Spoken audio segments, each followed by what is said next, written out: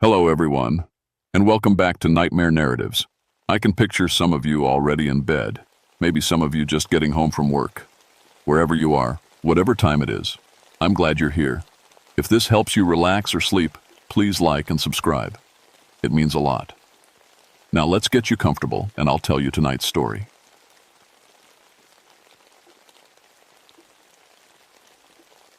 My name is Rebecca Thornfield, but everyone calls me Becky. I've been a park ranger here in the Great Smoky Mountains for 19 years. I've seen bears attack campers, watched people fall off cliffs, and pulled more lost hikers out of the woods than I can count. But I never believed in mountain devils until I found the Bone Throne.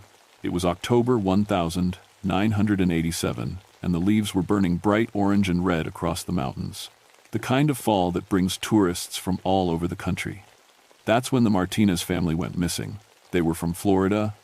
Mom, Dad, and twin boys about 8 years old. Good campers, too. Had all the right gear, followed all the rules. They'd gotten permits to camp near Cataract Falls, way back in the deep woods where most folks don't go. 12 miles from the nearest road, no cell towers, just you and the mountains. When they didn't check out on time, dispatch sent me to look. I've got a PhD in ecology from UT, and I know these woods like my own backyard. If anyone could find them, it was me. I grabbed my radio, GPS, and bear spray, then headed up the old logging road in my truck. The Cherokee used to call this area the place where spirits dwell. I always figured that was just old stories. The kind of thing you tell tourists to make the mountains sound more mysterious. Should have listened to those old stories. The trail to Cataract Falls winds through some of the oldest trees in the park. Hemlocks that were here before Columbus. The kind of quiet that makes you feel small. But as I hiked deeper, something felt wrong. I couldn't put my finger on it at first. Then I realized what it was. No birds, no squirrels chattering, no insects buzzing, nothing. Just the sound of my boots on the trail and my own breathing. I checked my watch. 3:47 p.m. Made a note in my logbook. Sometimes animals go quiet before storms, but the sky was clear. Their campsite was 2 miles further up the hollow. When I found it, my blood went cold. 4 tents, set up in a perfect circle around a cold fire pit. Sleeping bags still rolled out neat and tidy. Food hanging properly in the bear cables. Coffee pot sitting on the camp stove like they'd just stepped away for a minute. But here's the thing that made my skin crawl. Their boots were lined up outside each tent, all pointing toward the center of the circle. Like they'd all walked out of their shoes at the exact same time, all facing the same direction. I called it in on my radio, but got nothing but static. GPS was acting weird too, showing readings that put me 1,000 feet higher than I knew I was. Even my compass was spinning like a carnival ride. I took pictures of everything, bagged some evidence, then started looking for tracks. Found them about 50 yards from camp, heading deeper into the woods. But these weren't normal footprints. They were huge, 18-inch stride, and they had 6 toes. The tracks led toward an old Cherokee burial ground I knew about. Park Service kept it quiet, out of respect. But local folks had been leaving tobacco and small offerings there for generations.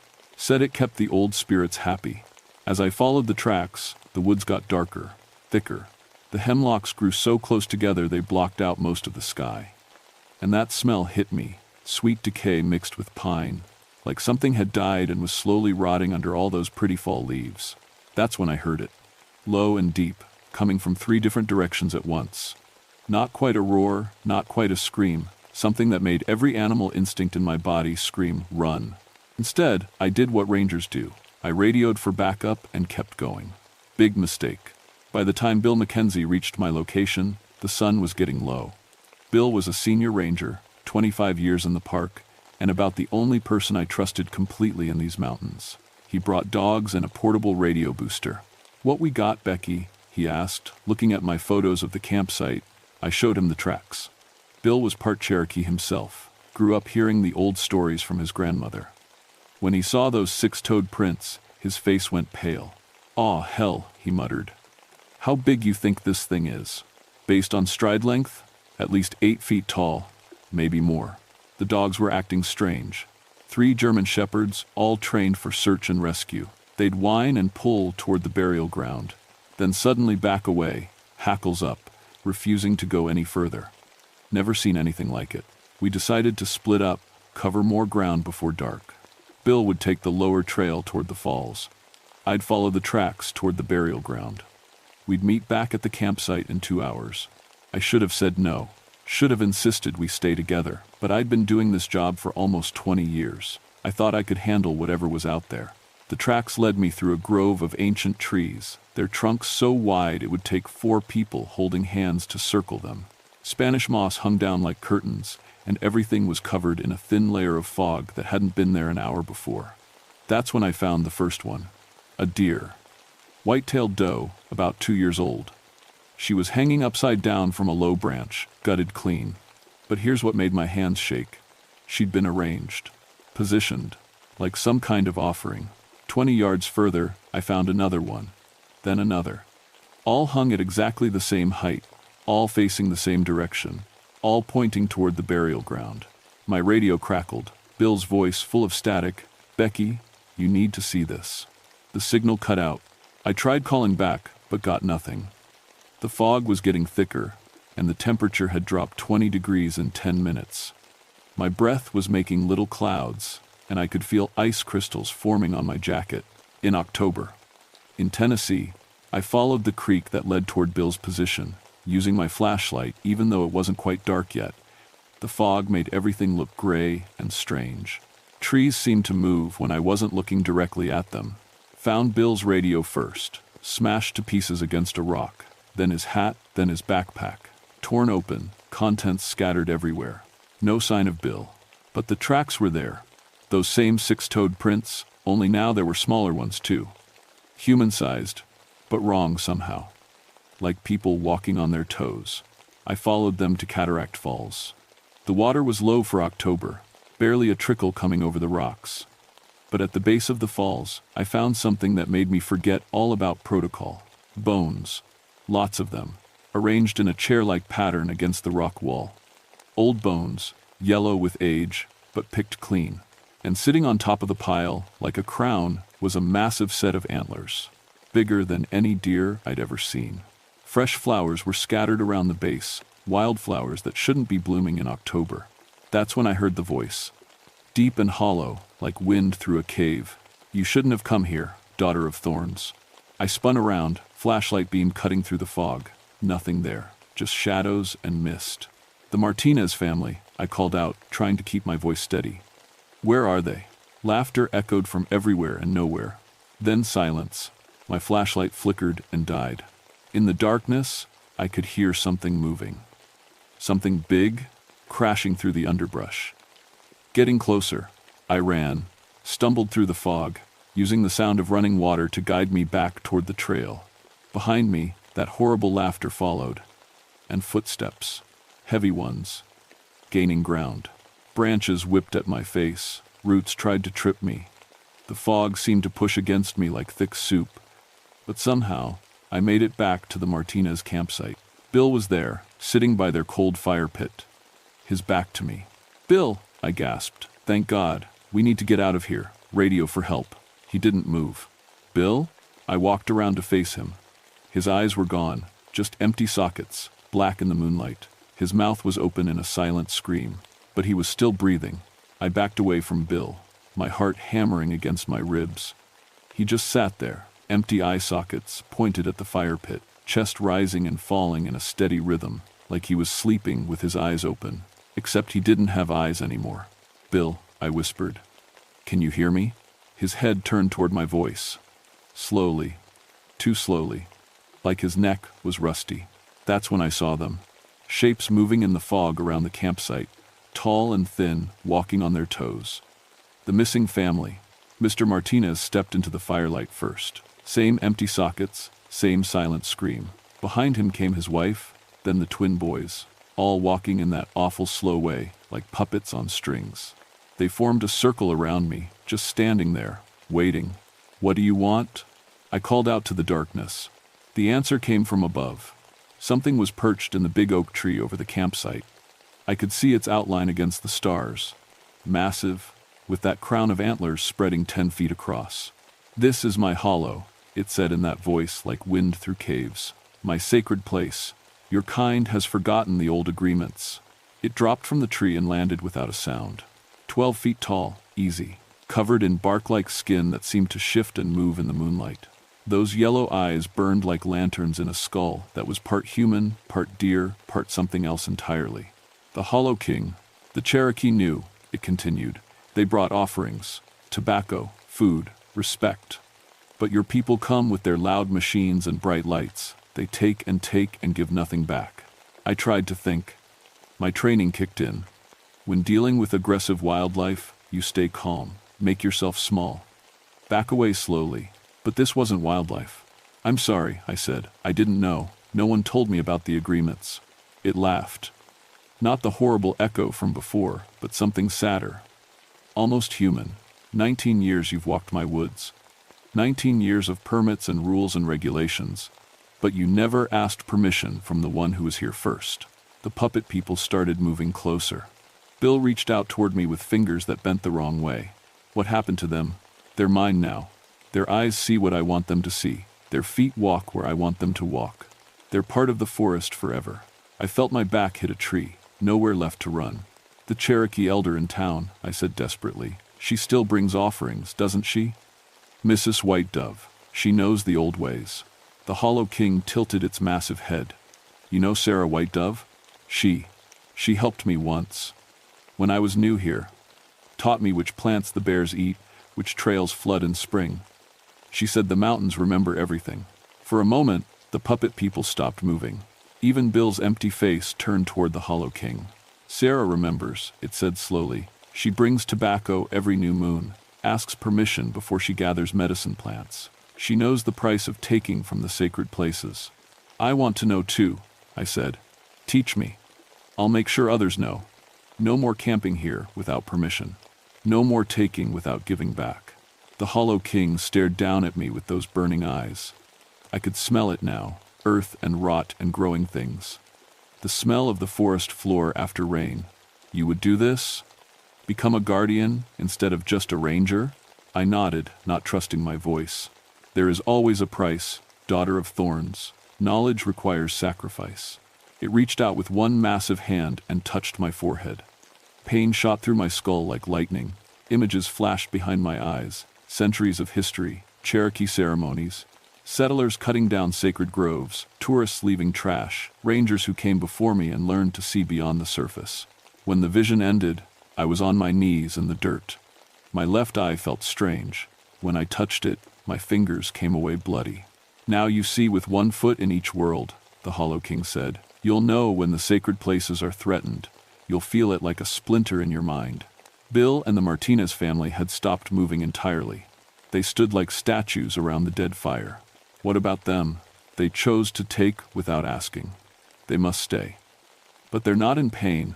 They're part of something larger now, part of the eternal forest. The fog was lifting. Dawn was coming, painting the sky gray and pink through the trees. Go, the Hollow King said. Tell your supervisors the family fell into the underground river system. Tell them the caves are too dangerous to search. Close this hollow to camping. And if they don't listen, those yellow eyes flashed. Then more will join my guardians. It turned and walked into the mist, taking Bill and the Martinez family with it. In seconds, they were gone like they'd never been there. I was alone with the cold ashes of their campfire and the memory of that touch on my forehead. Getting back to park headquarters took me 6 hours. My GPS worked fine now, radio too, like whatever had been interfering was gone. But my left eye kept showing me things that weren't there. Shadows moving between trees, faces in the bark, the mountains watching. My supervisor, Chief Ranger Patricia Wells, listened to my report with that polite expression that meant she thought I'd hit my head on a rock. Underground river system, she repeated. And you're sure they fell in? Cave-in blocked the passage. I lied. Would take a full excavation team weeks to clear it. Probably never recover the bodies. She made notes. Asked about my eye. I told her I'd caught a branch while running back for help. Standard hiking injury. The hollow got closed to camping. Geological instability, they called it on the official report. I made sure the signs were posted good and proper. No camping, no overnight stays. Day hiking only with permits. But I knew that wasn't enough. 3 days later, I drove into Cherokee and found Mrs. White Dove at her daughter's shop. She was stringing beads, her old hands still steady despite her 70-plus years. "Becky Thornfield," she said without looking up. "You met him, didn't you?" I sat down across from her. "How did you know?" She gestured at my left eye. "Still bloodshot, still seeing things differently. That's his mark. Means you're a bridge now, between the modern world and the old ways." He said, "You've been making offerings every new moon for 40 years.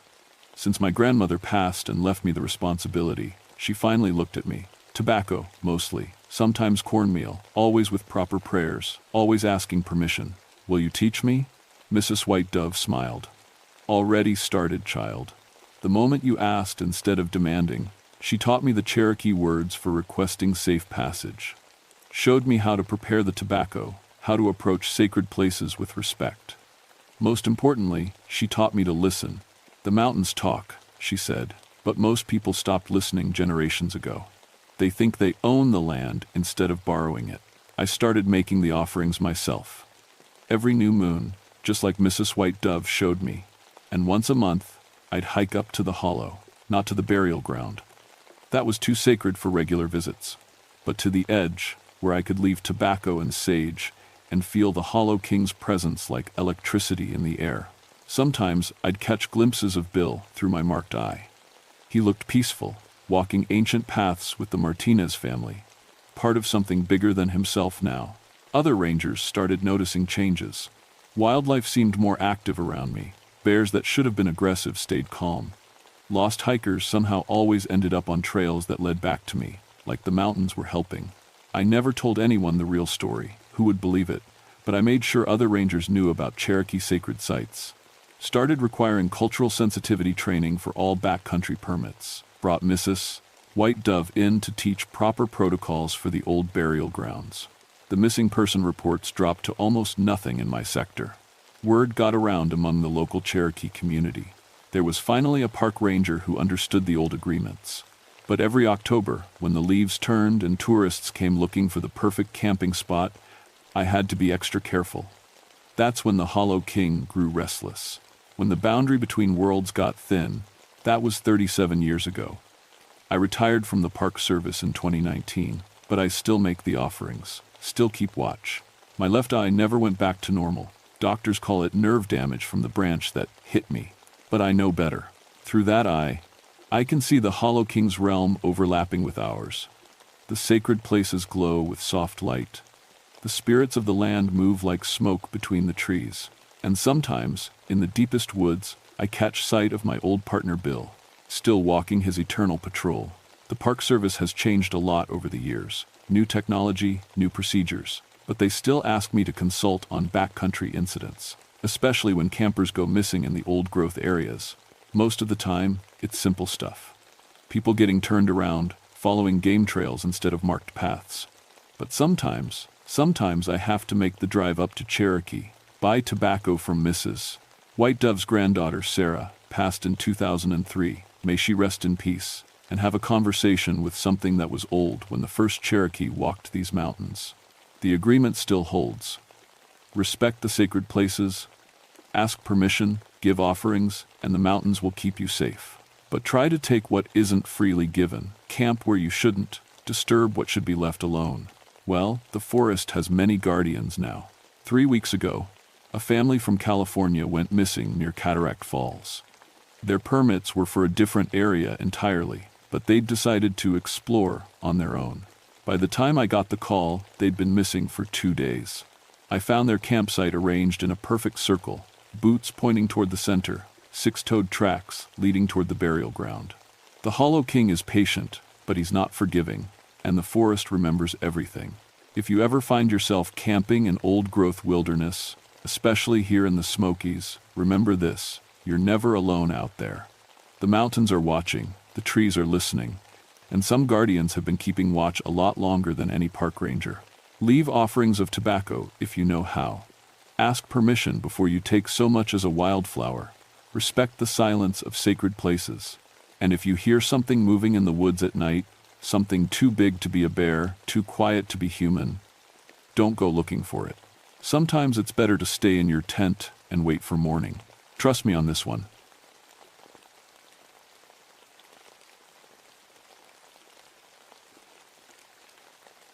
My name is Danny Mountainheart, and I've been a park ranger at Monongahela National Forest for 16 years.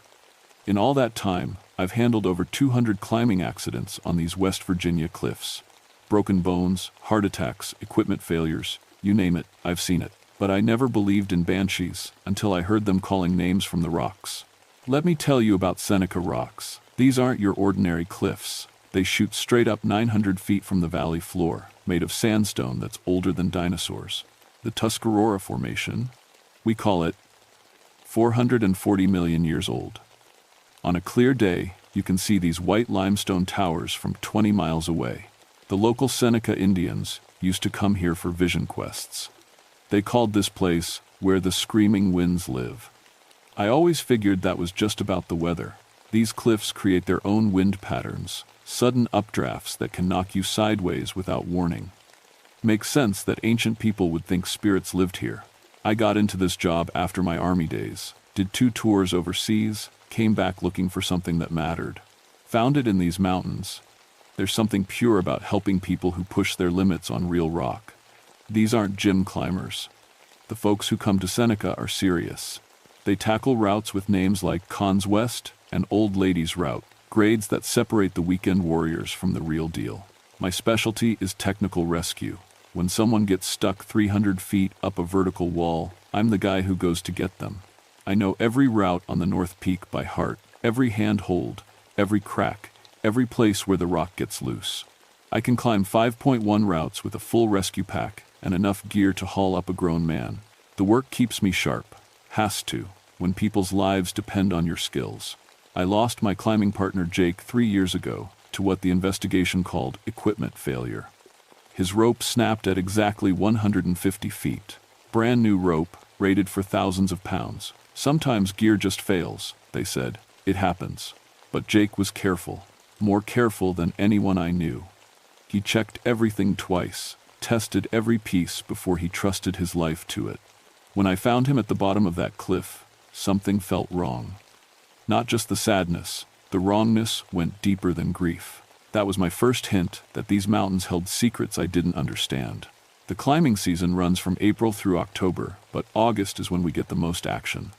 Hot days, long daylight, perfect conditions for big wall climbing. That's when the serious climbers come to test themselves against routes that have humbled experts for decades. This year felt different from the start. The peregrine falcons that nest on the cliff faces were acting strange. These birds have nested here for thousands of years, but in July they all just left. Every nest abandoned, baby birds and all. In 30 years of watching wildlife, I'd never seen anything like it. The weather was weird too. Sudden thunderstorms with no warning from the weather service. One minute you'd have clear skies. The next minute you're getting hammered by winds that seem to come from inside the rock itself.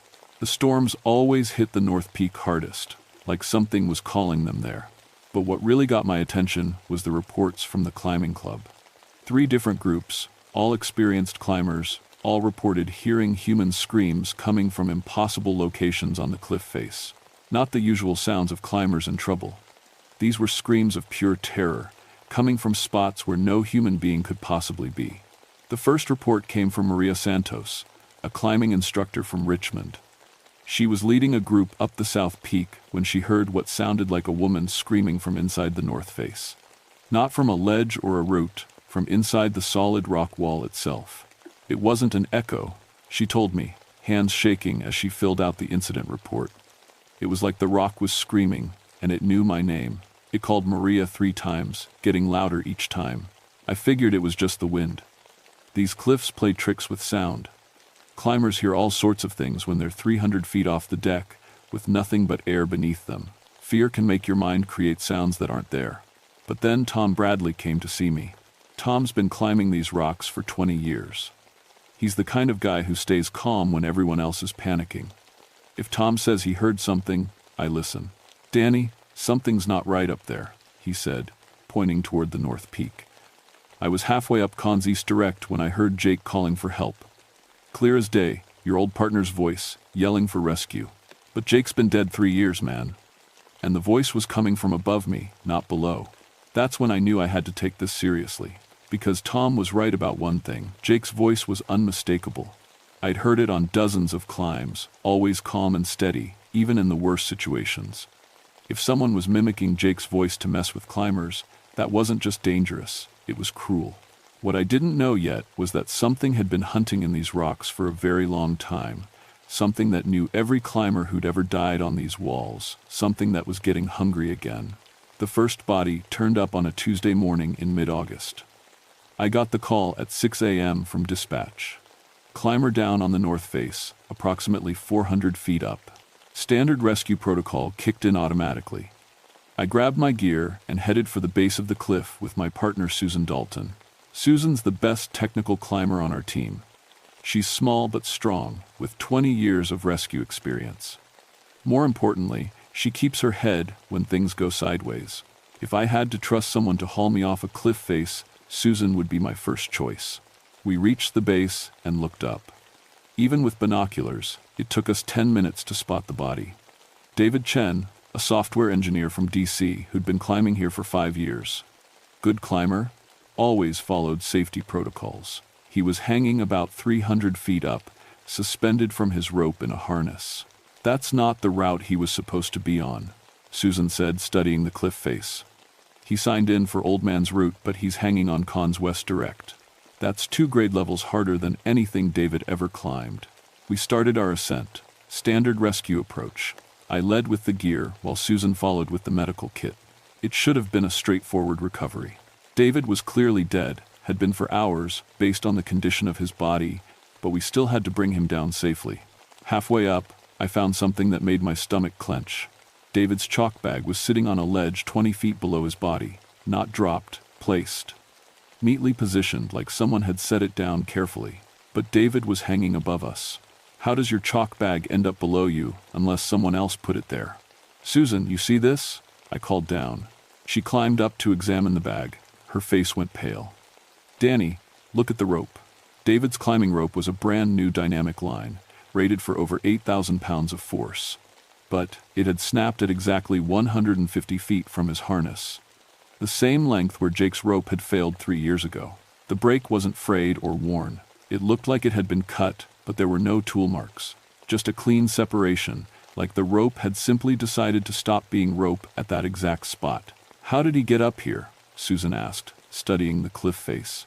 There's no way to reach this spot from Old Man's route. He'd have to climb straight up an overhanging wall with no protection. David wasn't good enough for that. I didn't have an answer. The more we looked, the less sense it made. David's gear was perfectly placed, exactly the way an expert would set protection for this route. But David had never climbed anything harder than 5.7, and this was a 5.1 wall. It would be like asking someone who'd never driven a race car to suddenly win the Indianapolis 500. We got the body down without incident, but the whole descent felt wrong. The wind kept shifting in ways that didn't match the weather patterns I'd learned in 16 years on these cliffs. Sometimes it felt like something was watching us work. The real shock came when we examined David's gear at the base. Every piece of protection he'd placed was perfect. Not just good, perfect. The kind of placement you see from climbers with decades of experience. Each cam was set at exactly the right angle. Every nut was positioned in the strongest part of the crack. Danny, this doesn't make sense, Susan said, holding up one of David's cams. Look at this placement. This is master-level technique. David couldn't have done this, but someone had. Someone with incredible skill had helped David climb to a spot where he couldn't survive, then watched him fall. The medical examiner's report raised even more questions. David had died from the fall, but there were other marks on his body. Scratches on his arms and face that looked almost like claw marks. Deep gouges that had torn through his climbing shirt and into the skin beneath. Could be from the rock, the examiner said. Sometimes when people fall, they scrape against the cliff face. But these are unusually deep and regular. Almost like an animal attack. I didn't mention that there were no animals on Seneca rocks big enough or strong enough to make marks like that. The largest predators in the area were bobcats, and they don't climb vertical cliff faces. 3 days later, we found the second body. Sarah Mitchell, a nurse from Pittsburgh, and an experienced traditional climber. She was discovered hanging upside down from her rope, suspended about 200 feet up the Grand Traverse. But here's the thing. Sarah was found higher on the cliff than any human being could have climbed to. The route she was on dead-ended at a blank wall about 50 feet below where we found her. "It's impossible," Susan said, staring up at Sarah's body through the binoculars. "There's no way to reach that spot. It's a completely smooth wall, with no cracks, no holds, nothing. You'd need to fly to get there." This time, the rope hadn't broken. Sarah was still attached to her climbing line, which stretched down the cliff face to her last piece of protection. But the rope was tangled in ways that defied physics. It was twisted around outcroppings that were 10 feet away from the main climbing line, wrapped through cracks that were too small for a human hand to reach. When we reached Sarah's body, I found something that made my blood run cold. Scratched into the rock next to where she hung was a single word: Danny. Not carved with a tool, scratched, like someone had dragged their fingernails across solid stone hard enough to leave permanent marks. The letters were 3 inches deep in sandstone that takes thousands of years to erode naturally. "Susan, tell me you see this too," I said, pointing to the scratches. She stared at the marks for a long time before answering. "I see it, but I don't understand it. Who could scratch letters in solid rock? And why would they know your name?" That night, I couldn't sleep. I kept thinking about Jake's accident 3 years ago, about the way his rope had snapped at exactly the same length as David's, about the perfect gear placements that David couldn't have made, about Sarah hanging in a spot no climber could reach, and about my name scratched into the stone like a message. The next morning brought the third body, and that's when I knew we were dealing with something that wasn't human. Marcus Webb was a mountain guide from Colorado, the kind of climber who'd done big walls all over the world. El Capitan, the Eiger, peaks in the Himalayas. Marcus had climbed them all. If anyone could handle the technical challenges of Seneca Rocks, it was him. We found him on Thursday morning, and the sight made Susan throw up right there on the cliff face. Marcus was embedded in the rock wall. Not hanging from it, not lying against it, embedded. His body was somehow pushed into the solid stone face of the North Peak, like someone had pressed him into wet concrete that had then hardened around him. Only his head and one arm were sticking out from the cliff face. "This isn't possible," Susan kept saying, as we rappelled down to examine the body. "Rock doesn't work this way. You can't push a person into solid stone." But there he was. The sandstone around Marcus looked normal. No cracks, no signs of disturbance. It was as if he had always been part of the cliff face, like a fossil that had somehow appeared overnight. The worst part was his expression. Marcus died terrified, his face frozen in a scream of absolute horror. His eyes were wide open, staring at something only he could see. His mouth was stretched so wide it looked like his jaw had been dislocated. I'd seen plenty of climbing accident victims, but this was different. This wasn't the look of someone who'd fallen or gotten injured. This was the face of someone who'd seen something so terrible it had literally scared him to death. "Danny, look at this," Susan called from above. She was examining Marcus's gear, which was still hanging from the cliff face 20 feet above where we found his body. "His rope is cut clean through. But look at the placement of his protection." I climbed up to see what she'd found. Marcus's cams and nuts were placed in a perfect line up the cliff face, each one positioned with impossible precision.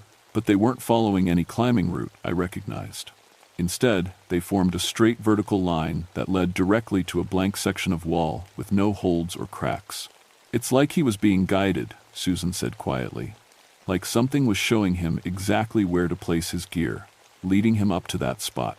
The gear placements were so perfect they looked almost decorative, like someone had been creating a pattern in the rock face.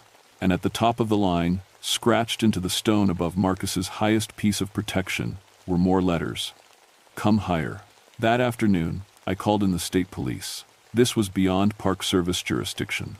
3 expert climbers don't die in impossible ways by accident. Someone or something was killing people on my mountain, and I needed help figuring out what. Detective Ray Kowalski arrived the next morning with a team of investigators. Ray was a good cop, thorough and smart, but he'd never spent time on vertical rock. He took one look at the cliff faces, and I could see him trying to figure out how to investigate crimes that happened 400 feet off the ground. "Walk me through this, Danny," he said, studying photographs of the 3 victims. "You're telling me these people died in ways that violate the laws of physics?" I explained about the impossible rope breaks, the perfect gear placements that the victims couldn't have made, the locations where the bodies were found. Ray listened without interrupting, taking notes in a small notebook. Could be equipment sabotage, he said finally. Someone tampering with gear, weakening ropes, that kind of thing. The question is motive. But Ray's theory didn't explain how David had climbed a route beyond his ability, or how Sarah had reached a spot no human could access, or how Marcus had been pressed into solid rock. Equipment sabotage couldn't account for the claw marks or the messages scratched in stone. That night, Susan and I volunteered to camp at the base of the cliffs. If someone was sabotaging climbers, we might be able to catch them in the act. We set up our gear in a small clearing that gave us a clear view of the main climbing routes. Around midnight, the wind started acting up. Not the usual mountain breezes, but sudden gusts that seemed to come from specific directions, like something was moving around the cliff faces. The temperature dropped 20 degrees in 10 minutes, which shouldn't happen in August. "You hear that?" Susan whispered. I listened. At first, just wind and the usual night sounds. Then I heard it, a sound like fingernails on a chalkboard, but deeper and more resonant. It was coming from high up on the north face, somewhere around the 400-foot level. The sound got louder, and I realized it was voices. Multiple voices, all screaming at once, but the screams were forming words. Names. I heard David and Sarah and Marcus being called out in voices that didn't sound human. "Danny, look up there," Susan said, pointing toward the cliff face. 400 feet above us, shapes were moving on the vertical rock wall. Not climbing, moving. Flowing across the stone like water, but in humanoid forms. They were too far away to make out details, but I could see they were large, much larger than normal people. The shapes were heading straight down the cliff face, moving faster than anything should be able to move on vertical rock. In less than a minute, they would reach the ground level where we were camped. "We need to go," I said, but Susan was already packing our gear. We made it to the truck just as the first shape reached the base of the cliff. In the beam of my flashlight, I got my first clear look at one of the things that had been hunting climbers. It stood 7 feet tall with arms that were too long and fingers that ended in claws. Its skin looked like rock, gray and textured, like the sandstone of the cliffs. But the worst part was its face, or what should have been its face. Instead of features, there was just a mouth full of teeth and 2 holes where eyes should be. The thing opened its mouth and let out a scream that felt like ice picks being driven into my skull. The sound was so loud and sharp that both our truck windows exploded. Susan's nose started bleeding from the pressure. Then it spoke in a voice like grinding stone. "Daniel Mountainheart, we have been waiting." That's when I understood that these things knew exactly who we were. They had been watching us, learning about us, preparing for this moment. We weren't dealing with random predators. This was personal. We drove straight to town and didn't stop until we reached the sheriff's station. My hands were shaking so badly I could barely hold the steering wheel. Susan sat in the passenger seat with a towel pressed to her nose, blood still trickling from her nostrils. "They knew my name," I kept saying. Whatever those things were, they knew my name. Sheriff Tom Brennan took one look at us and knew something serious had happened. Tom's been law enforcement in this county for 30 years. He's seen everything from drug labs to domestic violence, but this was outside his experience. "Sit down and tell me what happened," he said, pouring coffee with hands that were steadier than mine. I told him about the creatures on the cliff face, about the impossible deaths, about the voices calling names in the dark. Tom listened without interrupting, but I could see the skepticism in his eyes. 2 park rangers coming in at 1 a.m. talking about monsters wasn't exactly standard police business. "Danny, you've been under a lot of stress with these climbing accidents," Tom said carefully. "Maybe you and Susan should take some time off. Let the state investigators handle this." Before I could answer, his radio crackled with an emergency call. Another climber in distress on the north face, approximately 300 feet up. A woman's voice screaming for help. "That's impossible," Susan said, checking her watch. "It's 1:30 in the morning. Nobody climbs these routes at night." But the emergency call was real. The voice on the radio was clear and desperate, calling for immediate rescue. Tom looked at us with new understanding. Whatever was happening on those cliffs was still active. "I'll call in the state police helicopter," Tom said, reaching for his phone. "No," I said, standing up. "Those things are still up there. If we send aircraft, people are going to die. I need to go up myself." "Like hell you do," Susan said. "Those creatures nearly killed us an hour ago." But I was already thinking about the gear in my truck. Full rescue kit, enough rope for a 400-foot rappel, headlamp, and radio. If there was really someone alive on that cliff, I was the only one with the skills to reach them safely. "There's something else," I said to Tom. "I need to talk to Joseph Crowfeather." Joseph was a Seneca elder who lived about 10 miles up the valley. His grandfather had been one of the last traditional medicine men of the tribe, and Joseph still maintained the old ways. If anyone knew the real history of these cliffs, it would be him. Tom made the call. 20 minutes later, Joseph arrived at the sheriff's station, driving a pickup truck that was older than I was. He looked exactly like what you'd expect from a Seneca elder. Weathered face, long gray hair, eyes that seemed to see more than they should. But there was something else in his expression, recognition. "The Cliff Guardians are hunting again," he said before anyone explained why he was there. "I felt them wake up 3 days ago." Joseph sat down across from us and folded his hands on the table. "My grandfather told me this day would come. The spirits that guard the Vision Quest sites were bound by treaties made long ago, but white people have forgotten how to approach sacred places with respect." "Vision Quest sites?" I asked. "The cliffs where young warriors would go to seek their spirit animals," Joseph explained. "Dangerous places, high and isolated, where the boundary between the physical and spirit worlds is thin. The Cliff Guardians were appointed to protect these sites and test those who sought visions." "Test them how?" Susan asked. Joseph's expression darkened. "By making them prove their courage and spiritual worthiness. Those who approached with respect and understanding were granted safe passage. Those who came with arrogance or greed." He gestured toward the window, where the cliffs were visible in the distance. "They became part of the rock forever." The radio crackled again, the woman's voice still calling for help, but weaker now, more desperate. "I have to go up there," I said. "If there's someone alive—" "There isn't," Joseph interrupted. "That voice belongs to Sarah Mitchell. The Cliff Guardians are using her spirit to lure more climbers. They're calling you specifically because you've been interfering with their hunting." The room went silent. Sarah Mitchell had been dead for 4 days. "Then how do I stop them?" I asked. Joseph studied my face for a long moment. "There is a way, but it requires you to complete what your people call a vision quest. You must climb to the sacred site at the top of the north face and ask the guardians for safe passage. If they judge you worthy, they will return to their sleep. And if they don't judge me worthy—" Joseph's smile was not encouraging. "Then you join the others in the rock." But the emergency calls kept coming. Every few minutes, another voice on the radio, Marcus Webb calling for rescue, David Chen screaming for help. Even Jake's voice, my dead climbing partner, begging me to come save him. The Cliff Guardians were using the voices of everyone who had died on these rocks to draw more victims. And the calls were getting stronger, more compelling. I could feel them pulling at something deep in my mind, creating an almost irresistible urge to climb toward those voices. They're not going to stop, I realized. As long as people keep climbing here, the Guardians will keep hunting. The only way to end this is to face them directly. Susan grabbed my arm. "Danny, this is insane. You're talking about climbing alone at night to meet creatures that have killed 4 people. 5 people, I corrected, thinking about Jake. They've been killing climbers for years. We just never recognized the pattern." Joseph stood up and walked to the window.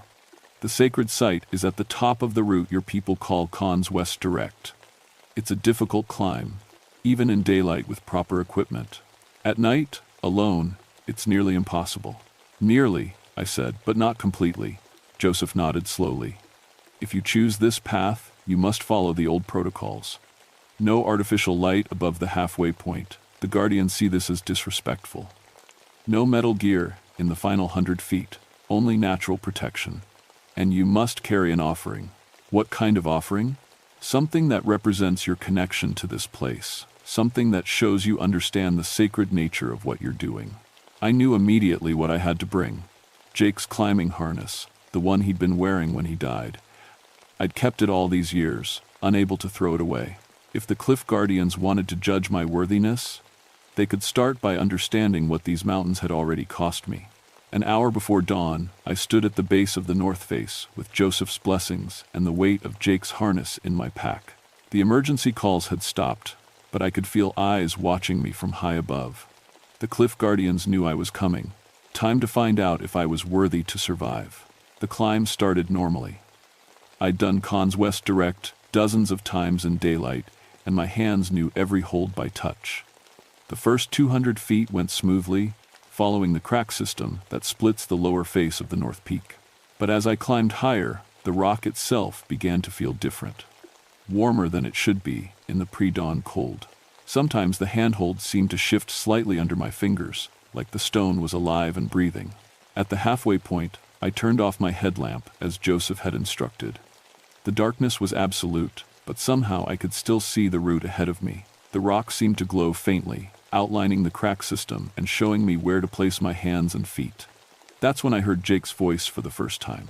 "Danny, what are you doing up here?" Clear as day, coming from somewhere above me.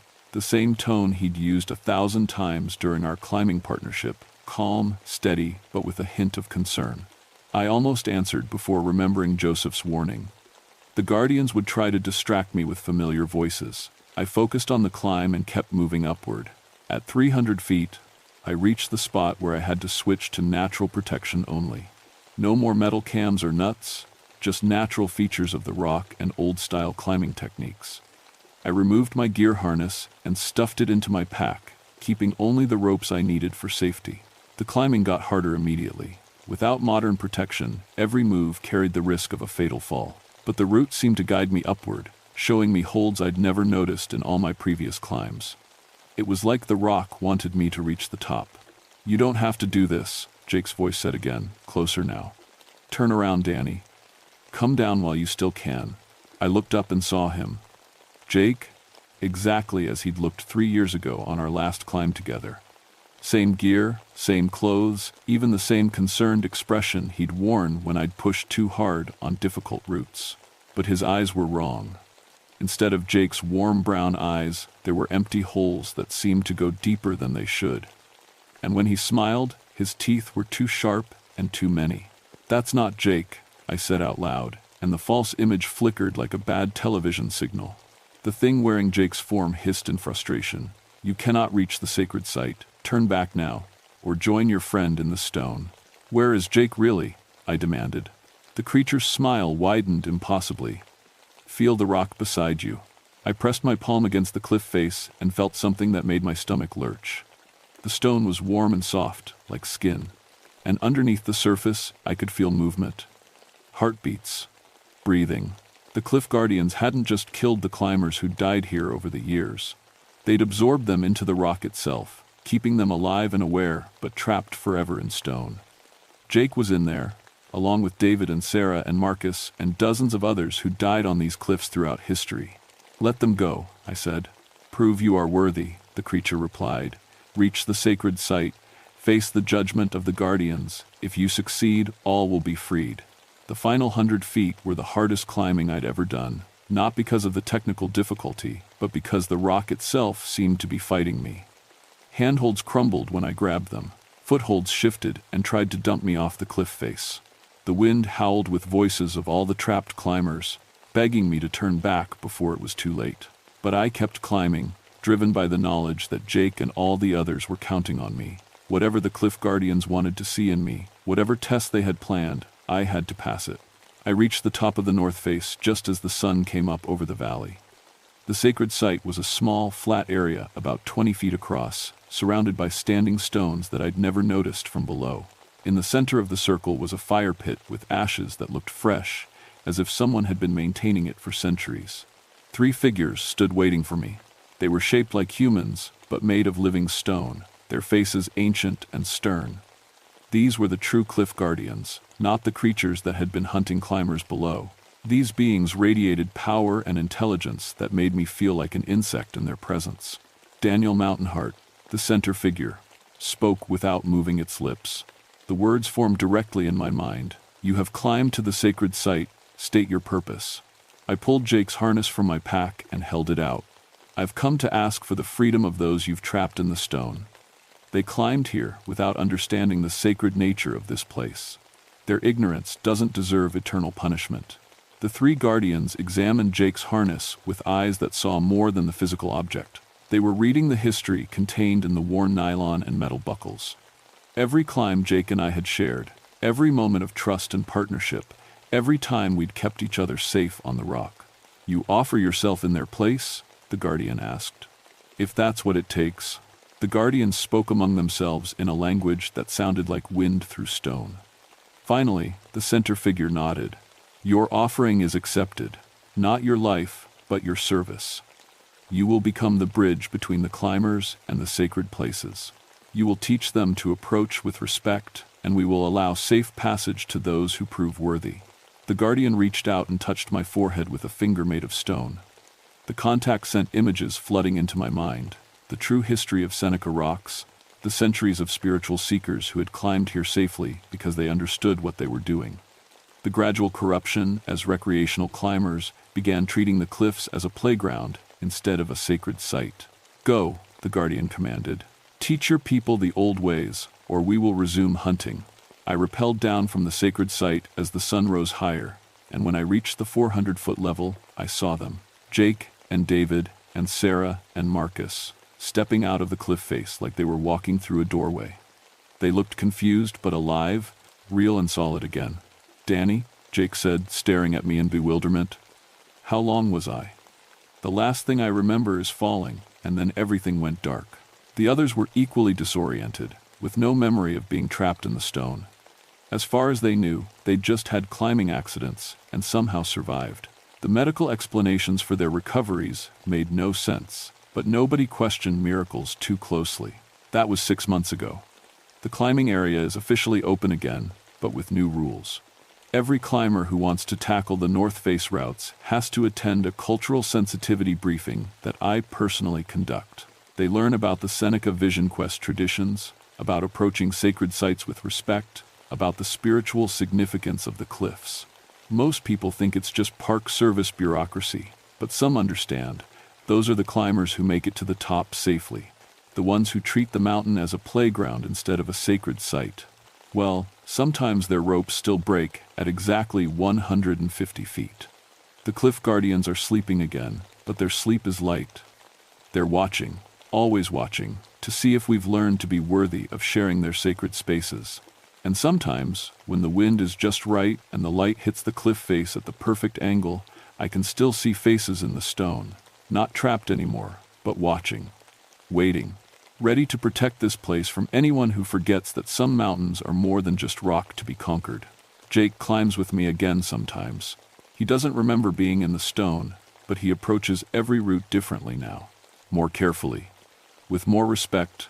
"There's something different about these cliffs," he told me last week. "Like they're alive somehow, like they're watching to see what kind of person you really are." I just smiled and handed him his gear. Some truths are too big for words, too dangerous to share with people who aren't ready to understand them. The mountains keep their secrets, and I keep mine, but I never climb alone anymore. Because I know now that in places like Seneca Rocks, you're never really alone anyway. The spirits are always with you, watching to see if you're worthy of the privilege of sharing their sacred spaces. And if you're not worthy, well, the rock is always hungry, and it has room for one more.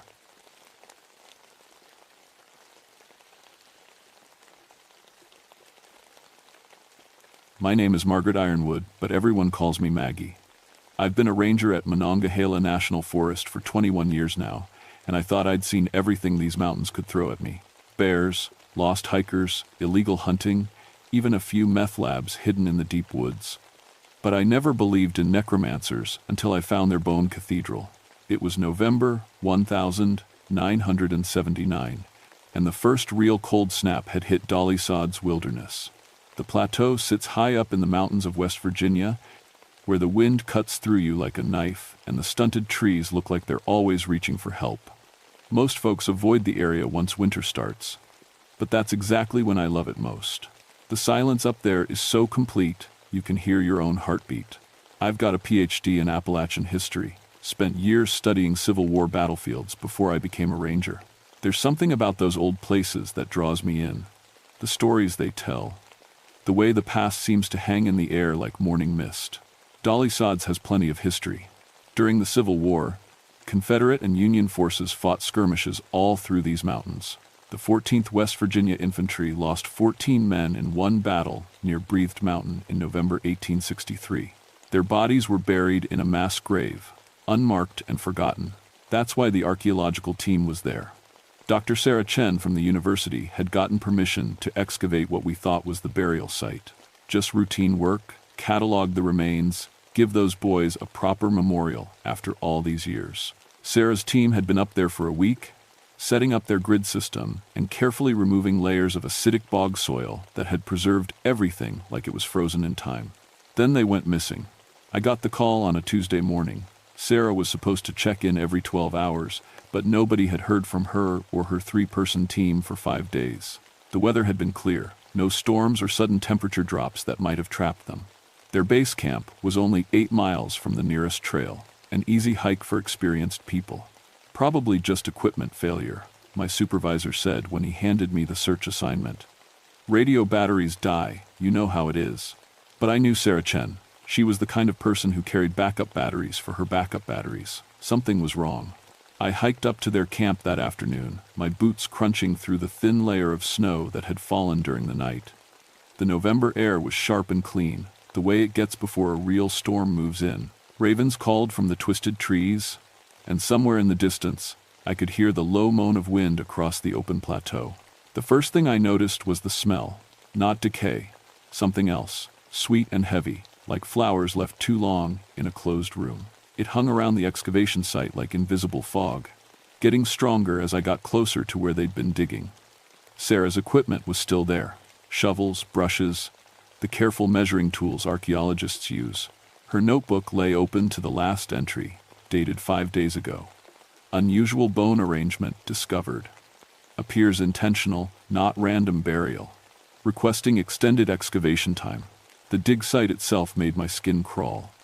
They'd uncovered what looked like the mass grave, all right, but the bones weren't scattered like you'd expect from soldiers dumped in a hurry.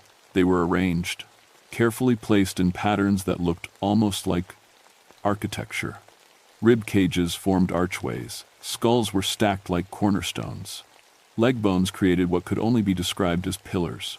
It looked like someone had built a church out of human remains. I called for backup on my radio, but all I got was static mixed with something that sounded like distant drumming. Maybe thunder, but the sky was clear. I tried again, adjusting the frequency, and for just a moment I could swear I heard voices singing. Old hymns, the kind my grandmother used to hum while she cooked. The temperature around the excavation site was wrong too. Even though snow covered the ground everywhere else, the dirt here was warm to the touch. Steam rose from the disturbed earth like breath on a cold morning. I should have left then. Should have hiked back down the mountain and gotten a full search team with proper equipment.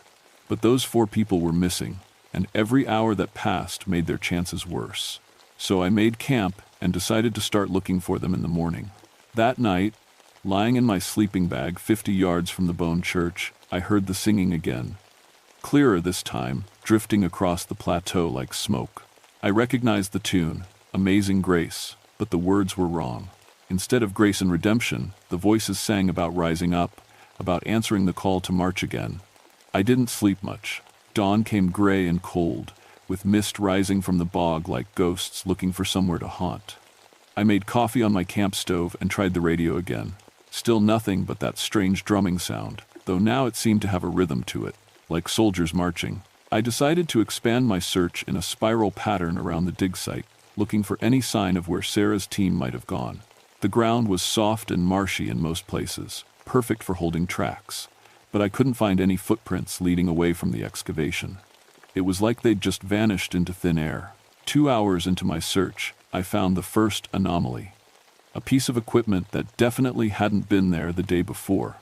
An old surveying instrument made of brass and dark wood. It looked like something from a museum, with hand-carved details and manual adjustment screws. But according to the serial number stamped on the base, it had been manufactured by the same company that made Sarah's modern tools. In 1863, I stared at that impossible date until my eyes watered, then checked it again. The numbers were clear, etched deep into the metal. I photographed everything and carefully placed the instrument in my backpack. Whatever was happening here, I needed evidence. The sweet flower smell was stronger today, concentrated around a section of the bone church I hadn't examined closely before. As I got nearer, I realized what I was looking at wasn't just arranged bones. It was a complete structure. Someone had built walls, doorways, even what looked like an altar, all from the remains of Civil War soldiers. And there were fresh bones mixed in with the old ones. I knew enough about forensic identification to recognize recent human remains when I saw them. These bones still had bits of tissue clinging to them, still showed the clear marks of sharp tools used to separate joints. Someone had butchered 4 people and added their bones to this grotesque construction. My hands were shaking as I took photographs. I'd seen violent death before. Car accidents, hunting accidents, even a few murders in my 21 years as a ranger. But this was something else. This was deliberate, ritualistic. That's when I heard Sarah's voice. "Maggie? Maggie? Is that you?" It came from inside the bone church, muffled but unmistakably her. I called back, but got no answer. Just silence, and that sweet, sickening smell. I approached the entrance, an archway made from interlocked femurs and skulls, and called again. "Sarah, where are you? Are you hurt?" "Down here," came the reply, fainter now. "We're down here. We need help." There was a hole in the ground at the center of the bone structure, about 3 feet wide and perfectly round. It dropped straight down into darkness, and Sarah's voice seemed to be coming from somewhere far below. I shone my flashlight into the opening, but the beam just disappeared into black nothing. "How deep are you?" I called down. "Deep," Sarah's voice echoed back. "So deep, but we're alive. All of us are alive down here." Something about her tone bothered me. Sarah was a tough woman, practical and no nonsense, but her voice sounded distant, dreamy, like she was talking in her sleep. I tested the edge of the hole with my boot. The walls were smooth, carved rather than dug, and they felt warm to the touch despite the cold air. This wasn't something that could be excavated by hand, not in the time Sarah's team had been missing. "I'm going to get rope," I called down. "I'm coming to get you." "No," Sarah's voice came back, suddenly sharp and urgent. "No, don't come down. Don't come down here, Maggie. Run. Run while you still can." Then I heard the other voice. Male, unfamiliar, speaking in an accent I'd never heard before. The words were English, but old-fashioned, like something from a history book. "The sisters join us willingly," the voice said. "The brothers answer the call. Soon we march again. Soon we rise." I backed away from the hole, my flashlight beam dancing crazily as my hands shook. That was not one of Sarah's team members. That was not anyone from this century. The drumming sound was getting louder, and now I could hear other things mixed in with it. The clink of metal on metal, the creak of leather, the soft whisper of feet moving through dead grass. Somewhere in the mist that surrounded the excavation site, an army was gathering. I ran. Behind me, Sarah's voice called out one more time, but now it sounded different. Pleased. Satisfied. "Thank you for coming, Maggie," she said. "We've been waiting for you." I didn't stop running until I reached my camp, and even then, I couldn't catch my breath. My hands were shaking so badly I could barely work the radio controls, but I had to try to get word out. People needed to know what was happening up here.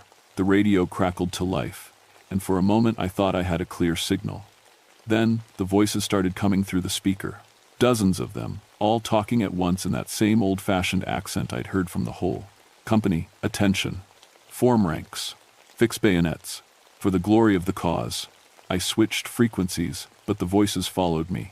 Men calling orders, singing battle hymns, reciting what sounded like military roll call.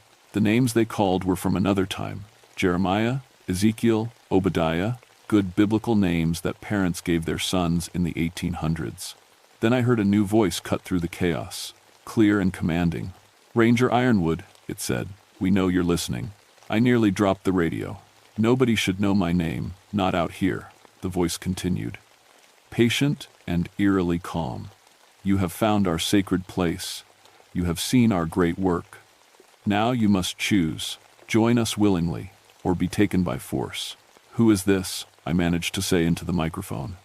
"What do you want?" "I am Captain Mordecai Blackwood, late of the Confederate States Army, and I have been waiting a very long time to complete my mission." Your friends understood. In the end, they saw the glory of what we're building here. The temperature around my camp began to drop. Not gradually, like evening coming on, but all at once, as if someone had opened a door to winter itself. My breath started coming out in puffs, and frost began forming on my equipment. The bones remember, Captain Blackwood's voice continued. They remember the pain of defeat, the shame of surrender. But death is not the end, Ranger Ironwood. Death is just another form of service. I switched off the radio and started breaking down my camp. Whatever was happening here was beyond my ability to handle alone. I needed backup, I needed equipment, and I needed to get off this mountain before dark.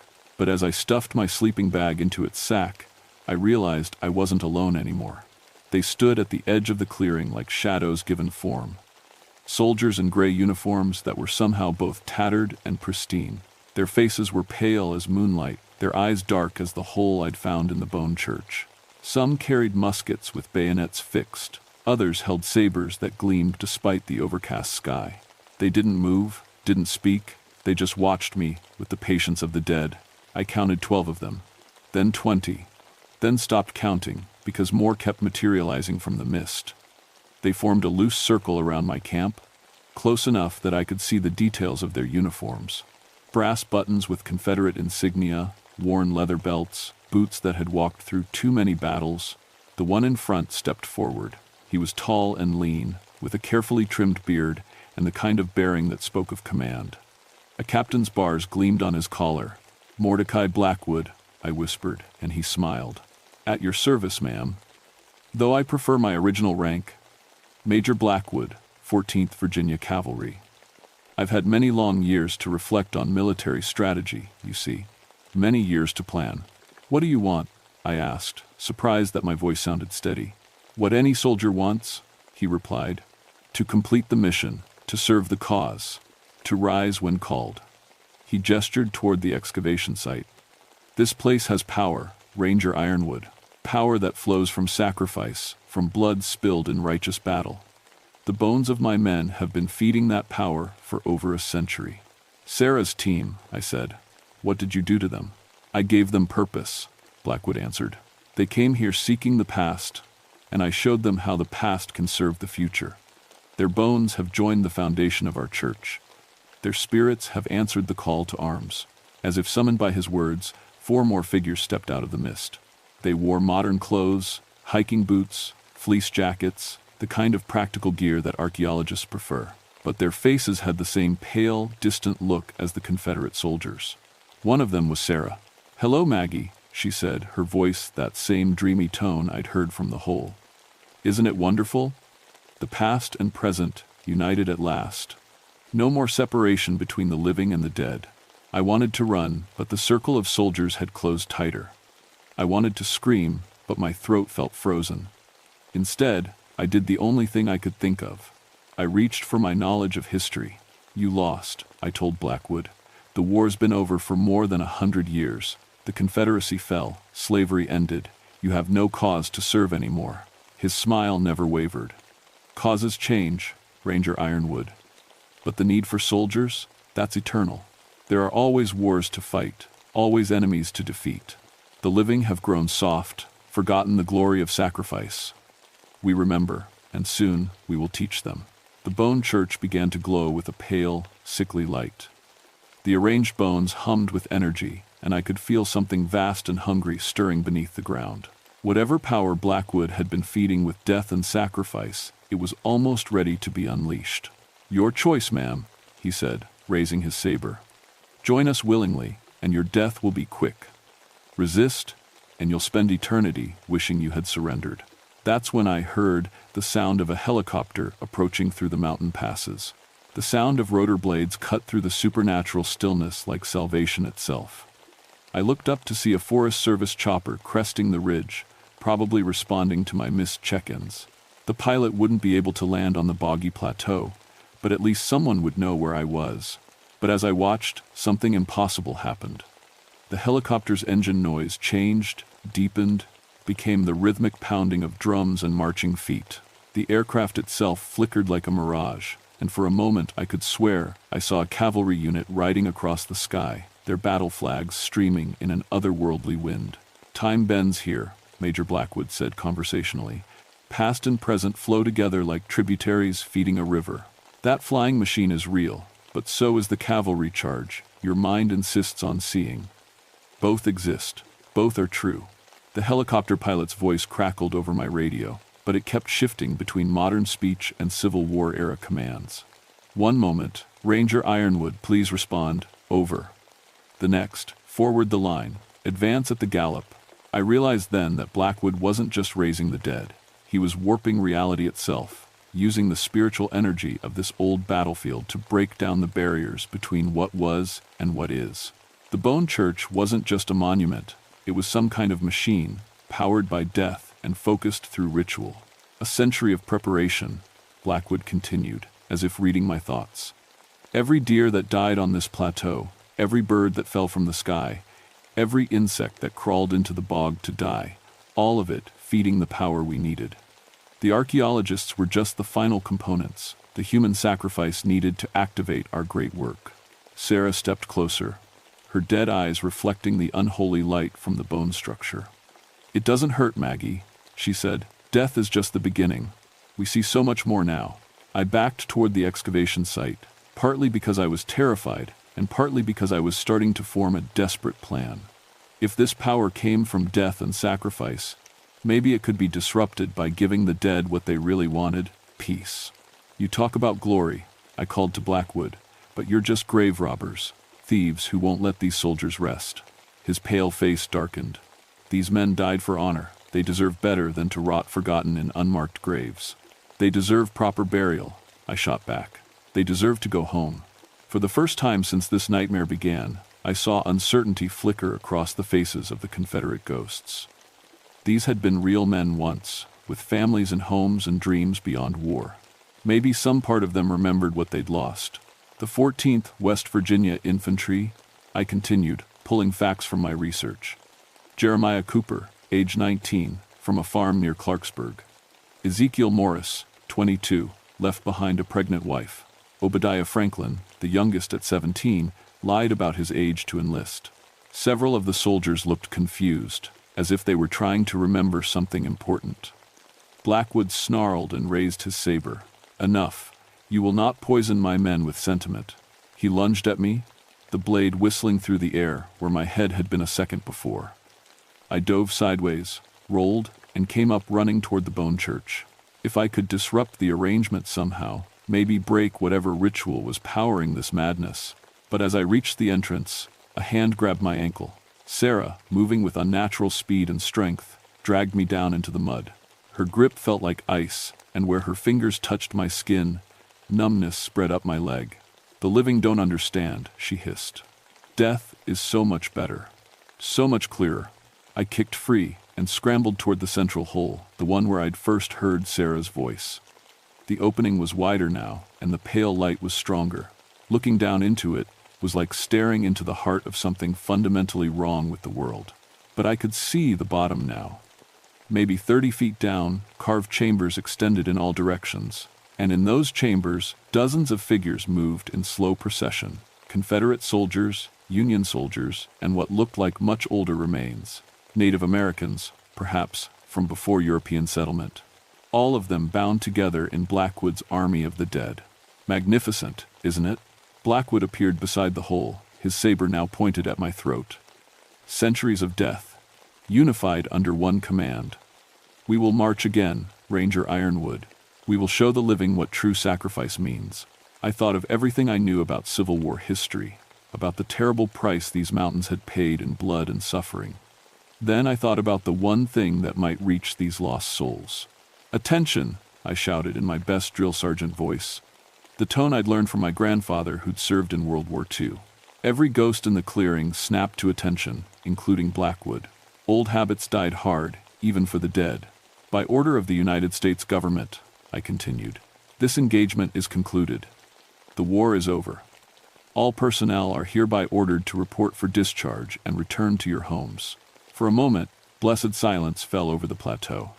The Confederate soldiers looked confused, uncertain. Even Sarah seemed to waver, as if some part of her remembered being human. But Blackwood recovered quickly. False orders, he roared. This woman has no authority here. He swung his saber at my head, and I threw myself backward. The blade missed, but my momentum carried me over the edge of the hole. I fell 30 feet into the heart of the bone church, landing hard on a floor made from interwoven ribs and finger bones. The chambers down here were worse than anything I'd seen above ground. Every surface was covered with human remains, but these bones moved. They writhed and shifted like living things, reaching out to grab at me as I struggled to my feet. And in the center of it all stood the source of the power. A figure that might once have been human, but had long since become something else.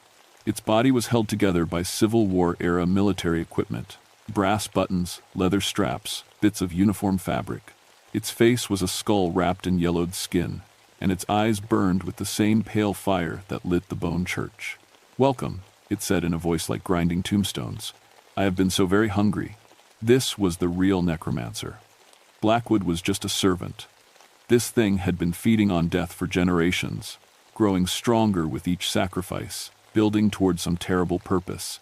I ran. The bone chambers were a maze, but I had one advantage. I knew how to navigate by counting steps and memorizing turns. Even in my panic, my ranger training held. Left tunnel, 15 steps. Right branch, 30 steps. Narrow passage, duck low, 22 steps. Behind me, the necromancer gave chase, its bone servants clacking and scraping as they followed. I could hear Blackwood's voice echoing from above, calling orders to his ghost soldiers. They were sealing off the exits, making sure I couldn't escape. But I wasn't trying to escape. I was looking for the source. Every bit of supernatural power has an anchor in the physical world, something that channels and focuses the energy. For a necromancer this old, it would be something personal, something that connected it to its first taste of death. I found it in a chamber lined with the oldest bones I'd seen yet, Native American remains that predated any European settlement. In the center sat a wooden chest, rotted with age but still intact. Inside, wrapped in oiled leather, was a journal written in faded ink. The pages told the story of Ezra Whitmore, a spiritualist who'd come to these mountains in 1823. He'd been seeking to communicate with the dead, to prove that death was not the end. Instead, he'd found something that had been waiting in the bog for centuries, some ancient hunger that fed on the boundary between life and death. The journal's final entry was barely legible. "It has shown me such wonders. I will not age. I will not die. I need only feed it what it craves, and I will live forever to serve its purpose." Whitmore had become the necromancer, sustained by the power he fed with sacrifice.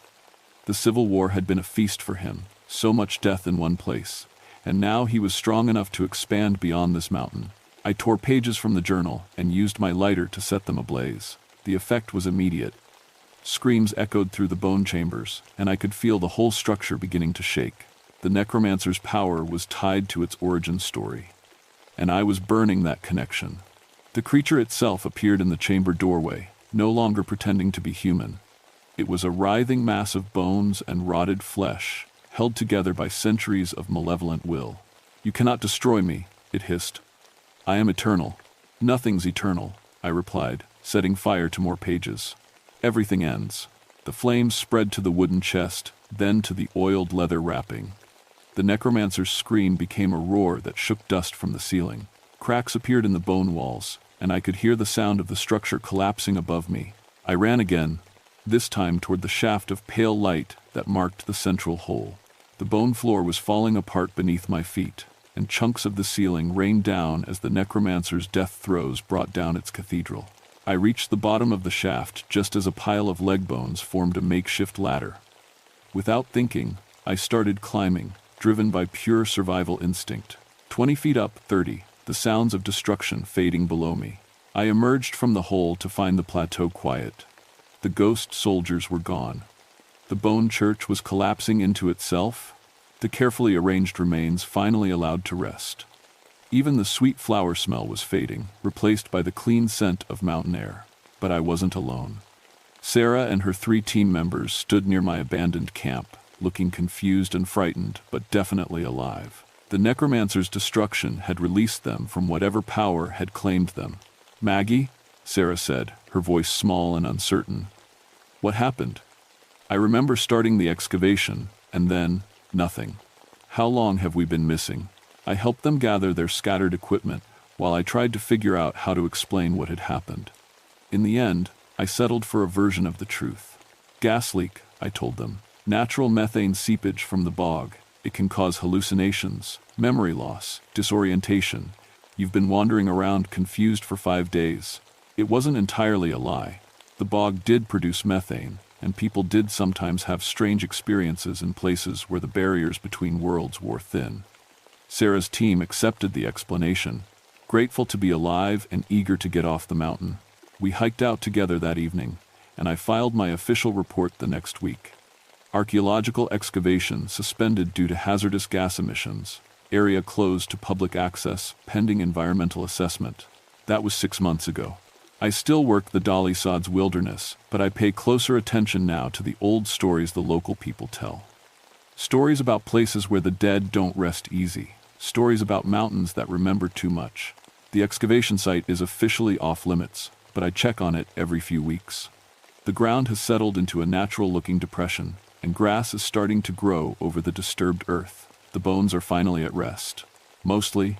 Sometimes, when the mist is heavy and the wind is just right, I can still hear distant drums echoing across the plateau. On those days, I make sure to be somewhere else before nightfall. Because I learned something important in those bone chambers beneath Dolly Sods, some hungers are too old and too strong to ever completely die. They just wait for someone foolish enough to feed them again. And there are a lot of old battlefields in these mountains. A lot of places where people died violent deaths and were never properly laid to rest. The necromancer of Dolly Sods is gone, but the power it tapped into, that's still there, sleeping in the bog, waiting for the right combination of death and desperation to wake it up again. I've started keeping a list of sites to watch, places where the temperature runs a few degrees warmer than it should, places where animals avoid walking, where plants grow in strange patterns, where the local people still whisper about things that walk when they shouldn't. Because, if I learned anything from my encounter with Major Blackwood and his army of the dead, it's that the past is never really past in these mountains. It just waits, patient as stone, for its chance to rise again. And next time, I plan to be ready.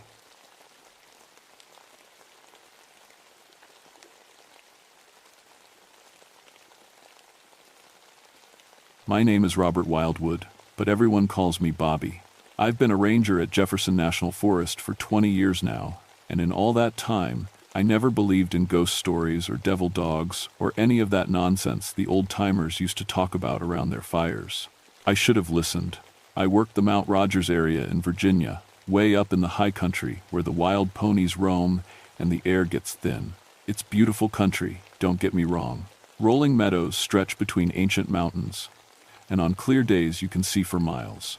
But it's also lonely country. The nearest farm is 20 miles down winding mountain roads, and cell phone service is spotty at best. My job is predator management and livestock protection. Sounds fancy, but really it means I'm the guy farmers call when something's been killing their cattle. Could be bears, could be coyotes, could be wild dogs.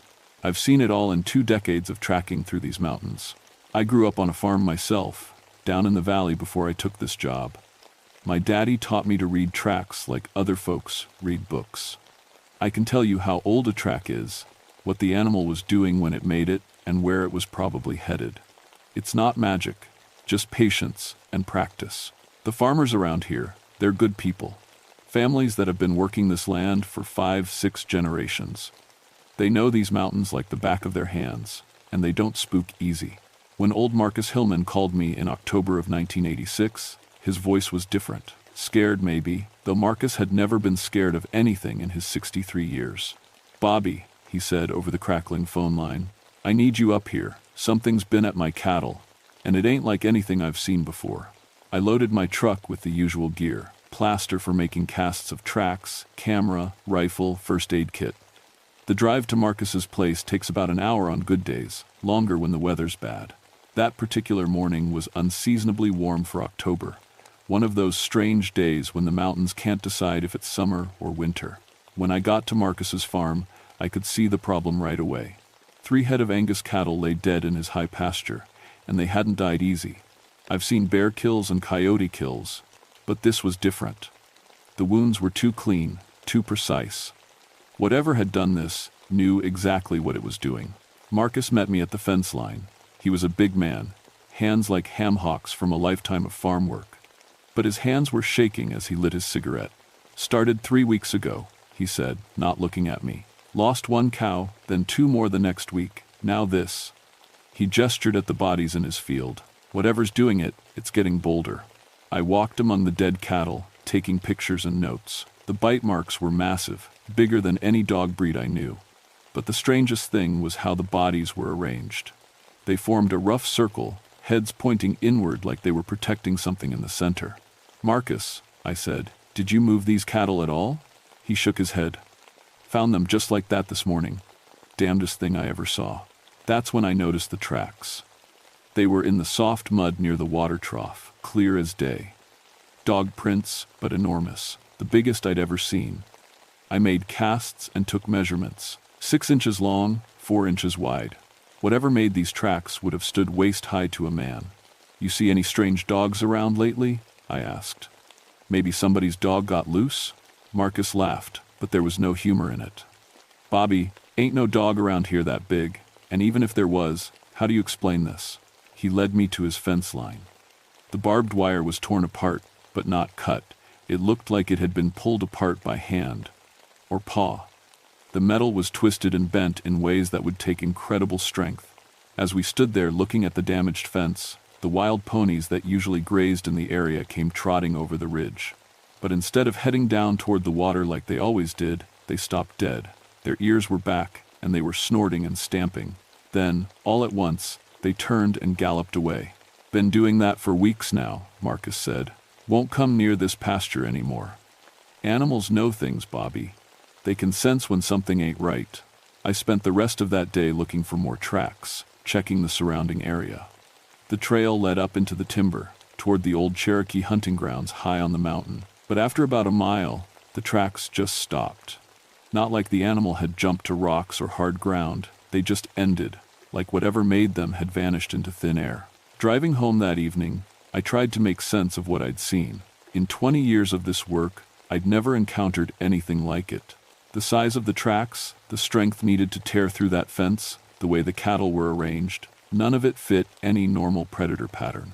But I'm a practical man. There had to be a logical explanation. Maybe it was a bear, though the tracks were all wrong. Maybe it was wild dogs, though I'd never seen any that large. Maybe somebody was keeping an illegal exotic pet that had gotten loose. I set up trail cameras around Marcus's property and the surrounding area. If something was out there, I'd get pictures of it. Then we'd know what we were dealing with. I should have known it wouldn't be that simple. The trail cameras malfunctioned. All of them. I checked them after 3 days, expecting to find photos of whatever had been killing the cattle. Instead, I found images that made no sense. Heat signatures that showed up as massive shapes, but when the regular camera fired a second later, there was nothing there. Just empty forest. Dr. Rachel Ridgway from Virginia Tech's Wildlife Biology Department came out to help with the investigation. She was young, maybe 30, with short, dark hair and the kind of confidence that comes from years of studying dangerous animals. Rachel had worked with wolf reintroduction programs in other states and knew more about large predator behavior than anyone else I could think of. "The tracks are definitely canine," she said, examining my plaster casts, "but the size is impossible. The largest wolf on record wouldn't make prints this big." We were sitting in my office at the ranger station, going over all the evidence I'd collected. Outside, an early winter storm was blowing through, bringing the first real cold snap of the season. "Could be a hybrid," I suggested. "Wolf-dog cross, maybe escaped from somewhere." Rachel shook her head. "Even then, the proportions are wrong. Look at the stride length compared to the paw size. This animal would have to be built like nothing I've ever seen." That's when my radio crackled to life. It was Marcus, and he was shouting, "Bobby, Bobby, you there? I need help up here right now." I grabbed the radio. "What's wrong, Marcus?" "They're here. The damn things are here, and they got 3 more of my cattle. I can see them from my kitchen window." Rachel and I looked at each other. "We're on our way," I said into the radio. "Whatever you do, don't go outside." The drive to Marcus's farm had never seemed so long. The storm was getting worse, and the wind was howling through the trees. By the time we got there, it was full dark, and snow was starting to fall. Marcus's house was lit up like Christmas, every light on. We could see him in the kitchen window, pacing back and forth with what looked like a hunting rifle in his hands. When we knocked on his door, he nearly jumped out of his skin. "Thank God you're here," he said, letting us in. They'd been out there for the past hour, just circling the pasture. "How many?" Rachel asked, already getting her equipment ready. 7, maybe 8, hard to tell in the dark. Marcus led us to the kitchen window. "They're bigger than I thought, much bigger." I looked out into the pasture, squinting through the falling snow. At first I didn't see anything. Then Rachel handed me her night vision binoculars, and my blood went cold. They were dogs, but unlike any dogs I'd ever seen, black as midnight and the size of small horses. Their eyes reflected the light from the house, glowing like red coals in the darkness. They moved around the pasture in perfect formation, like soldiers on patrol. "Jesus," I whispered. One of them looked directly at the house, directly at me. For a moment, I felt like it could see right through the night vision scope, right into my soul. Then it opened its mouth and let out a howl that made my bones ache. The others joined in, creating a sound like nothing I'd ever heard. Not just loud, but wrong somehow. Like voices from hell itself. "We need to call this in," Rachel said, but her voice was shaking. "Call who?" I asked. "And tell them what? That we've got demon dogs in the pasture?" The howling stopped suddenly, and the silence was somehow worse.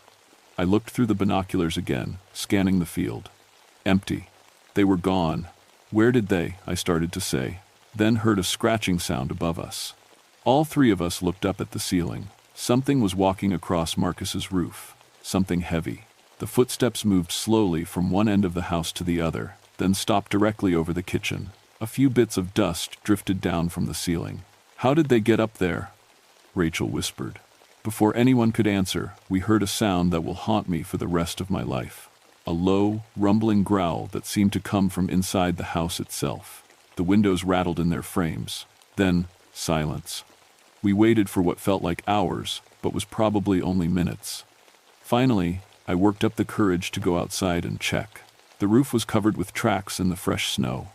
The same impossibly large paw prints I'd been finding around the dead cattle. But there was something else, something that made my hands shake as I took pictures. Mixed in with the dog tracks were what looked like human footprints. Bare footprints in the snow, as if someone had been walking around up there without any shoes on. "That's impossible," Rachel said when I showed her the photos. "No human could survive barefoot in this weather." When we checked on the cattle the next morning, we found 3 more dead. But this time, they hadn't just been killed. They'd been drained of blood. Every last drop. The carcasses were pale and shrunken, like empty skins. And carved into the frozen ground around them, in letters 3 feet tall, was a single word: mine.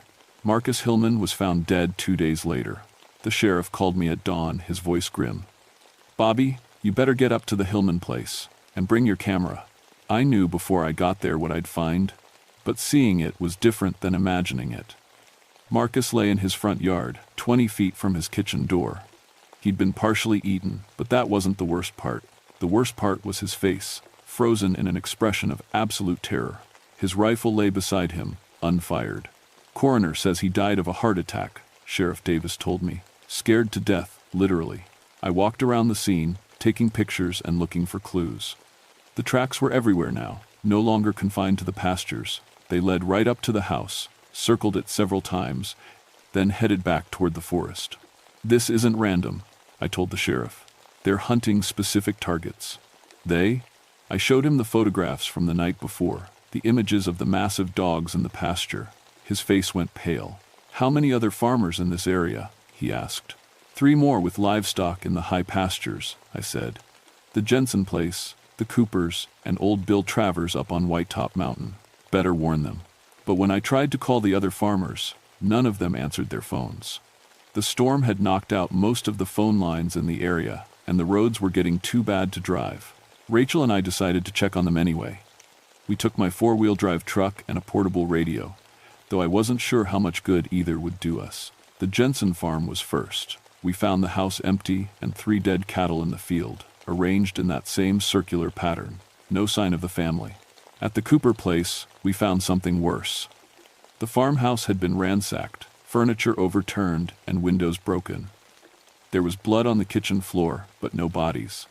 "They took them," Rachel said, her voice barely a whisper. "Took them where?" She pointed to tracks leading from the house toward the deep woods. Human footprints and dog prints, side by side, like they were walking together. That's when I realized what we were really dealing with. These weren't just animals killing livestock. They were something else entirely. Something that could think and plan and hunt humans like prey. The radio in my truck crackled to life. It was Bill Travers, and he was screaming, "Anybody out there? Anybody? They got me surrounded up here. They're trying to get in the house." I grabbed the radio. "Bill, this is Bobby Wildwood. Where are you exactly?" "Up on Whitetop, in the old cabin near Devil's Den. They've been howling outside for hours, and now they're scratching at the walls." "Hang tight, Bill. We're coming." But even as I said it, I knew we might be too late. Whitetop Mountain was an hour's drive in good weather, and the storm was getting worse. We made it about halfway before we had to stop. A tree had fallen across the mountain road, and there was no way around it. Rachel and I would have to go the rest of the way on foot. "Maybe we should go back and get help," she suggested. "No time," I said. "Besides, who would believe us?" We loaded our packs with emergency gear and started up the mountain trail. The snow was knee-deep in places, and the wind cut through our clothes like knives. But we kept going, following the old Cherokee trail that hunters had used for hundreds of years. That's when I started to understand the real truth about these mountains. The Cherokee hadn't just hunted here. They'd hidden things, sacred things, dangerous things, things that were meant to stay buried. We found evidence of it as we climbed. Stone markers carved with symbols I didn't recognize, old burial mounds covered with trees, and everywhere, that feeling of being watched. "Bobby," Rachel said, stopping suddenly. "Listen." I stopped and held my breath. In the distance, carried on the wind, I could hear howling. But it wasn't coming from ahead of us, where Bill's cabin was. It was coming from behind us, from the direction we'd just come. "They're hurting us," I realized, driving us toward something. That's when we saw the lights, not electric lights, but fires. Dozens of them, scattered through the forest ahead of us. They flickered and danced like torches, but there was no one holding them. "What is this place?" Rachel whispered. I pulled out my map and tried to figure out where we were. According to the topographical survey, we were standing in an area called Devil's Den, a depression in the mountainside where local legends said the Cherokee had once fought a great battle against evil spirits. The same place where Bill had said he was trapped. As we got closer to the fires, I could see they weren't natural flames at all. They were cold, blue-white lights that gave off no heat. And standing around them, like sentries on guard duty, were the dogs. 7 of them, just like Marcus had said. Bigger than any wolf, with eyes that glowed like hot coals. They were waiting for us. But the strangest thing was what lay in the center of their circle. Wooden boxes, old and rotted, with metal bands around them. Treasure chests, like something out of a pirate movie. "Civil War gold," I whispered, remembering the stories my grandfather used to tell. Confederate treasure hidden in these mountains when the war ended. One of the dogs raised its head and looked directly at me. When it opened its mouth, words came out. Human words, in a voice like grinding stone. "You will not take what is ours." That's when I knew we weren't dealing with animals at all. We were dealing with guardians. Supernatural protectors of something that had been hidden in these mountains for over 100 years. And they would kill anyone who tried to find it. The lead dog stepped forward, and I could see it clearly for the first time. It was massive, standing nearly 4 feet at the shoulder, with fur so black it seemed to absorb light. But its eyes were the worst part, intelligent, ancient, and filled with purpose. "The treasure must remain hidden," it said in that grinding stone voice, "as it has for 123 years. "We're not here for gold," I said, surprised that my voice worked at all. "We're looking for Bill Travers. A man who's lost up here." The creature tilted its massive head. "The old one? He has seen what should not be seen. He knows what should not be known. Where is he?" Instead of answering, the dog gestured with its snout toward a cluster of rocks about 50 yards away. That's when I saw the cabin, a tiny hunting shack built into the mountainside, almost invisible in the swirling snow. And standing in front of it, perfectly still, was Bill Travers. "Bill!" Rachel called out, starting toward him. "No." I grabbed her arm. Something was wrong with the way Bill was standing. Too straight, too motionless. Like a statue. The lead dog's lips pulled back in what might have been a smile, showing teeth like railroad spikes. He chose to stay, to become guardian, like us. That's when Bill turned around, and I saw his eyes. They glowed with the same red light as the dog's. His face was pale as death, but he was still breathing, still alive, but changed. "Hello, Bobby," he said in a voice that was his, but also wasn't. "I've been waiting for you." "What did you do to him?" Rachel demanded. "We offered him a choice," the lead dog said. "Serve as guardian of the treasure or die defending it." He chose service. "I chose survival," Bill corrected, walking toward us with movements too fluid, too controlled. "These mountains hold secrets, Bobby. Gold from the Confederate treasury, hidden here when Richmond fell. But the gold is cursed. Anyone who takes it brings ruin to the land." He gestured to the treasure chests behind the ring of dogs. So the Cherokee made a pact with spirits of the earth. Guardians would protect the gold, and the curse would stay buried. The dogs are those spirits, given form. "That's impossible," Rachel said, but her voice was shaking. Bill laughed, and the sound was like wind through dead leaves. "Is it? You've seen them. You know what they can do." The storm was getting worse, and I realized we were running out of time. If we didn't get off this mountain soon, we'd freeze to death up here. But the dogs weren't going to let us leave. Not now that we knew their secret. "What do you want from us?" I asked. The lead dog stepped closer, close enough that I could feel the cold radiating from its body. "The same choice we offered him. Join us or die. And if we join you, you become guardians. You help protect what must remain hidden. You live forever, serving the mountain." I looked at Rachel, saw the fear in her eyes. But I also saw something else. Determination. She wasn't going to give up without a fight. "There's a third option," I said, pulling my rifle from my shoulder. The lead dog's eyes flared brighter. "Iron cannot harm us. We are not flesh." "Maybe not," I said, aiming at one of the treasure chests instead of the dog. "But I bet you don't want this gold scattered across the mountainside." All 7 dogs growled at once, the sound like an earthquake. The blue flames around the treasure chests flared higher. "You would not dare. Try me." For a long moment, we stared at each other. The storm howled around us, and the supernatural fires cast dancing shadows on the snow. I could feel the weight of centuries pressing down on this place, the accumulated power of whatever pact the Cherokee had made. Then Bill spoke up. "There's another way, Bobby. The gold doesn't have to stay here forever. It just has to be properly reburied. Somewhere sacred, somewhere the curse can sleep." "Silence," the lead dog snarled, but I could see uncertainty in its glowing eyes. "The Cherokee burial ground," Bill continued, ignoring the dog. "Down in the valley.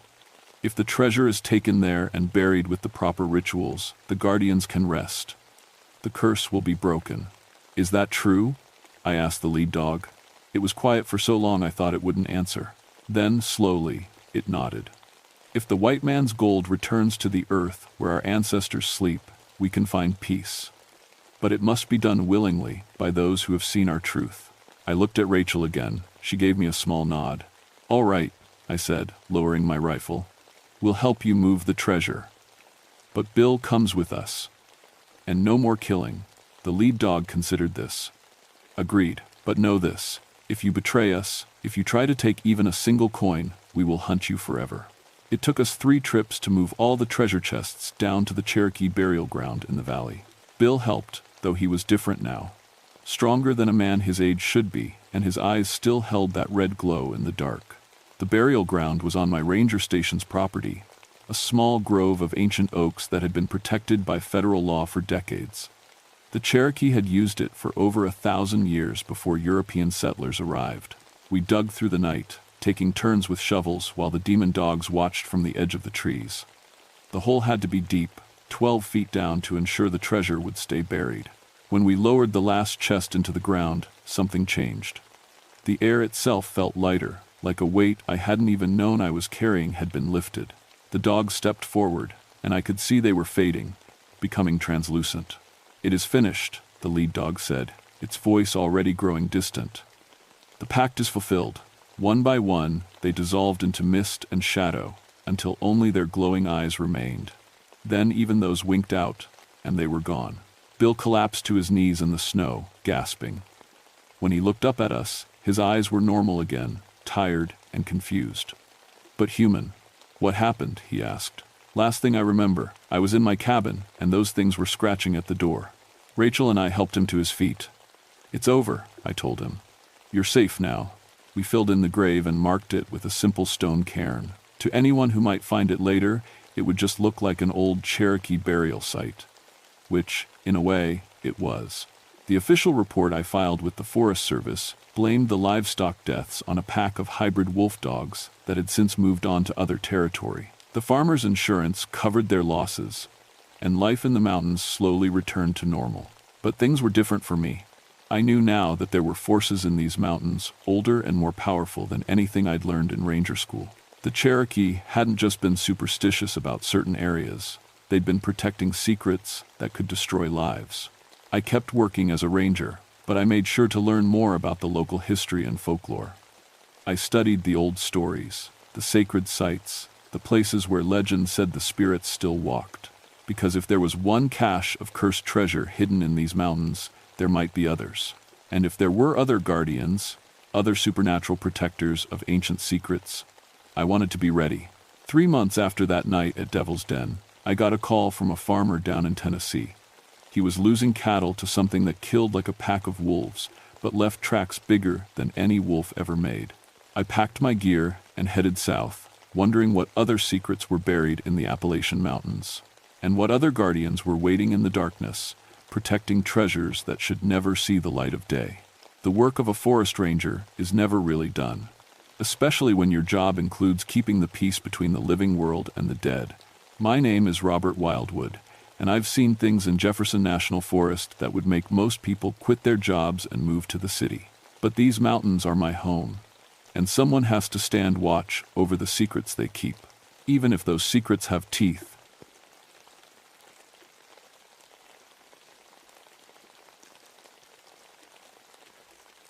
My name is Patricia Moonbeam, but everyone calls me Patty.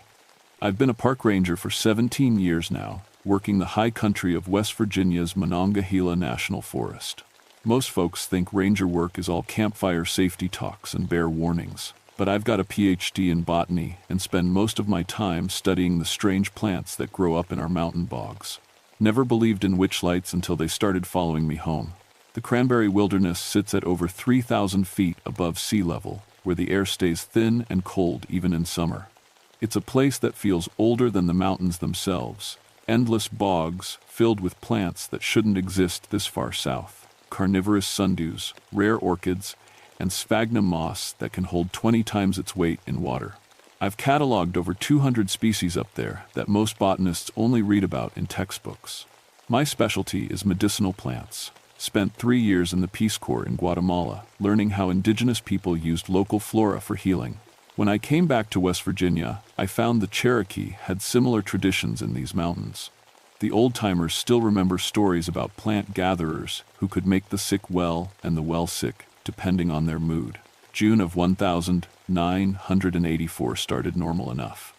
I was leading a research project documenting unusual plant mutations we'd been seeing in the Cranberry Glades bog system.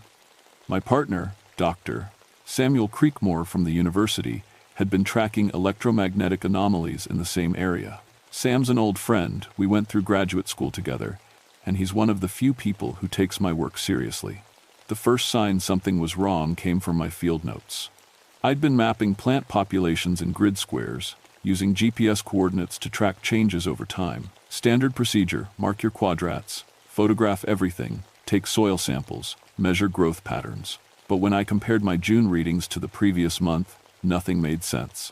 Plants were growing in perfect geometric patterns, not just randomly scattered like nature intended, but in precise circles, spirals, and straight lines. Trilliums forming perfect triangles, wild ginger arranged in concentric rings.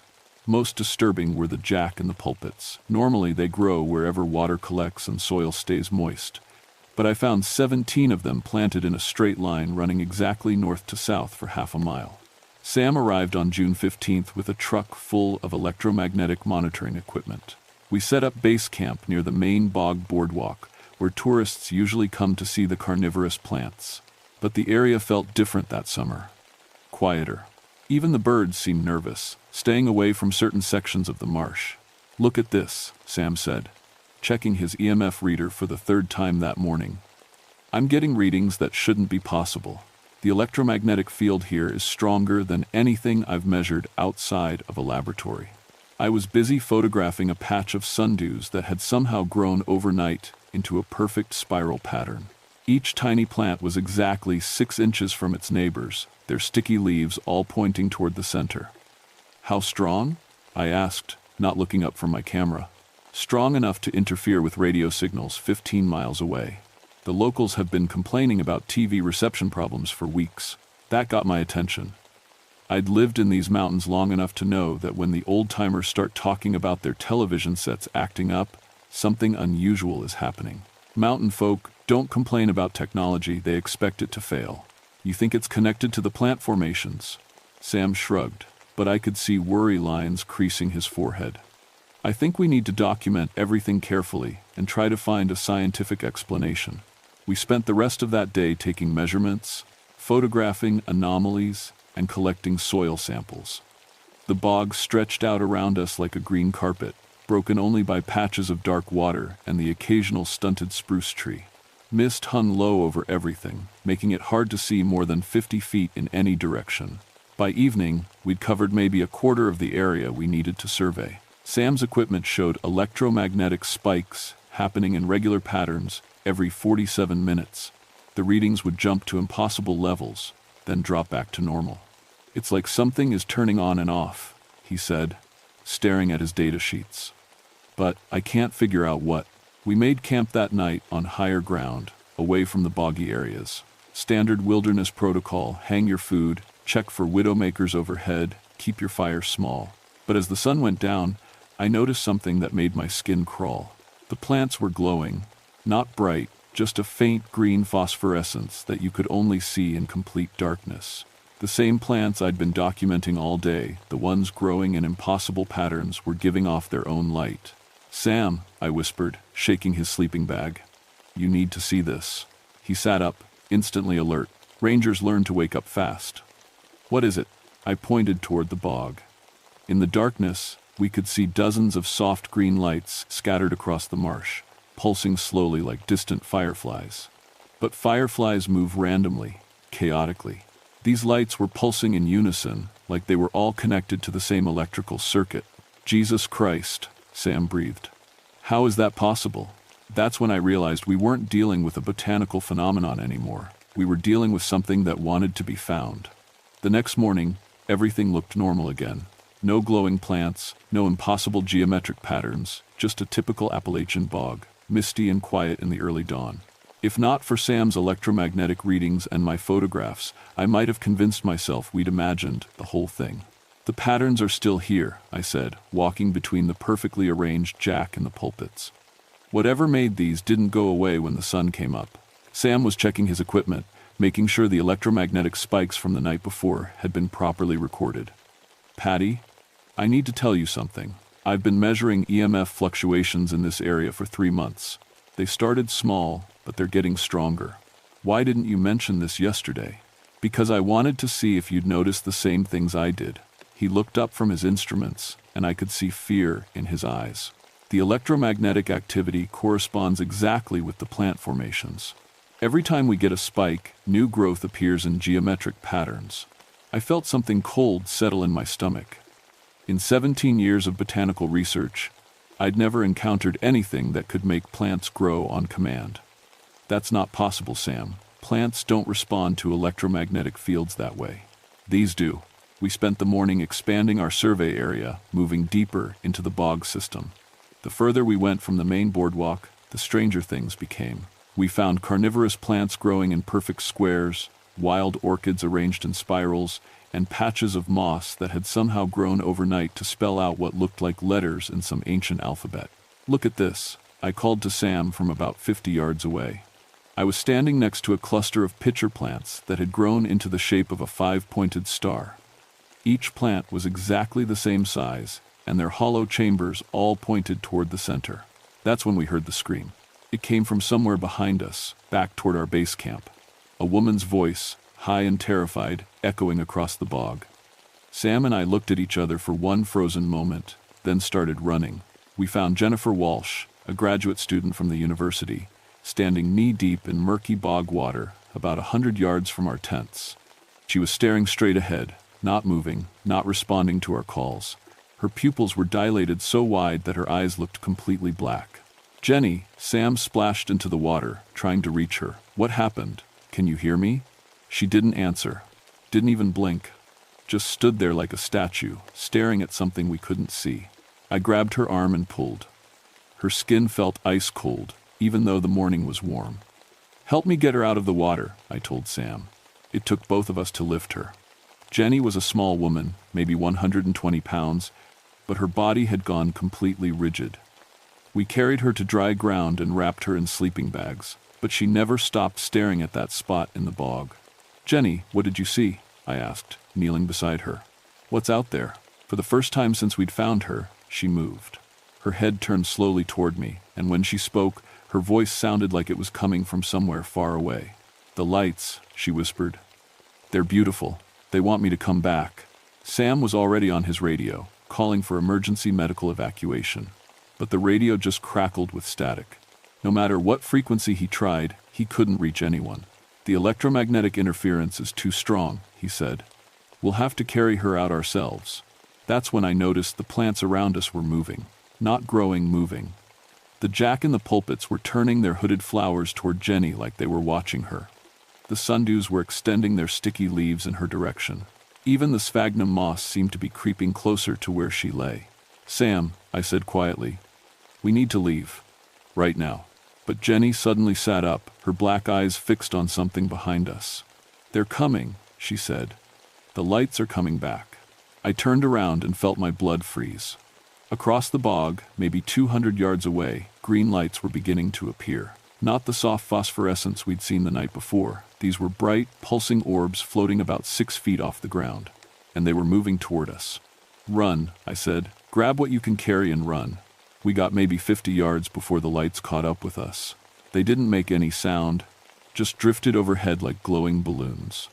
But wherever they passed, the plants below began growing at impossible speed. I watched a patch of moss spread across 10 feet of ground in seconds. Ferns unfolded like time-lapse photography. New flowers bloomed and died and bloomed again. One of the lights descended until it was hovering right above Jenny's head. She looked up at it and smiled, the first normal expression we'd seen from her since finding her in the bog. "It's so pretty," she said. Then she started walking back toward the water. Sam tried to stop her, but the moment he got within 10 feet of the light, his knees buckled. I watched him collapse, his EMF reader sparking and smoking in his hand. "The electromagnetic field," he gasped. "It's scrambling my nervous system." I grabbed his arm and pulled him away from the light. Whatever these things were, they were putting out enough electromagnetic energy to interfere with human biology. But Jenny walked right underneath it without any problem, like she was immune to its effects. The bog wants her back, I realized. That's why she can get close to it. The lights followed Jenny as she waded into the murky water. One by one, they began descending toward the surface, disappearing beneath the dark liquid like they were going home. Jenny walked deeper and deeper, until the water reached her chest, her neck, her chin. Then she was gone. Sam and I stood on the shore, waiting for her to surface. But the bog had turned perfectly still, dark as coffee, reflecting nothing. The lights were gone. The rapidly growing plants had stopped moving. Even the electromagnetic readings on Sam's damaged equipment had dropped to zero. "We have to call this in," Sam said. "Jenny just drowned, and we couldn't stop it."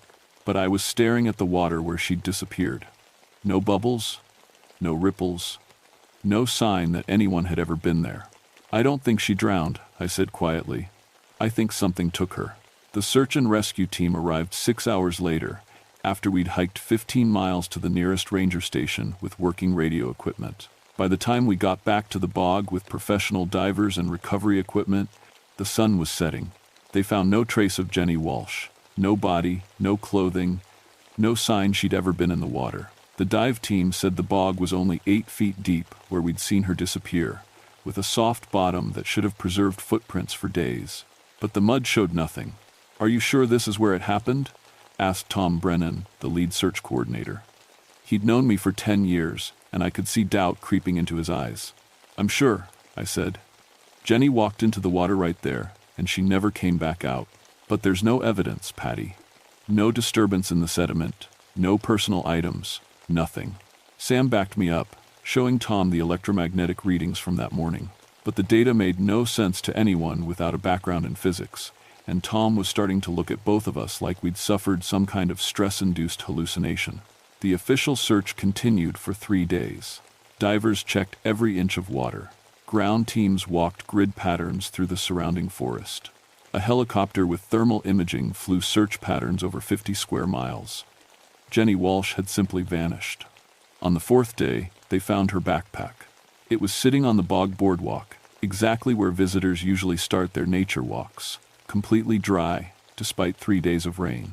Inside were her field notes, her camera, and a thermos still warm with coffee. Like she'd just set it down and walked away.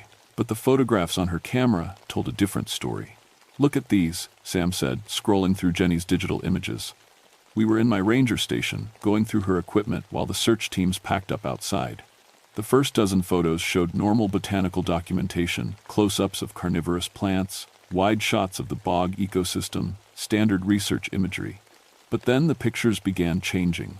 Photo by photo, the plants in Jenny's images were rearranging themselves. The same patch of sundews, photographed over several hours, showed the tiny plants literally moving into geometric formations.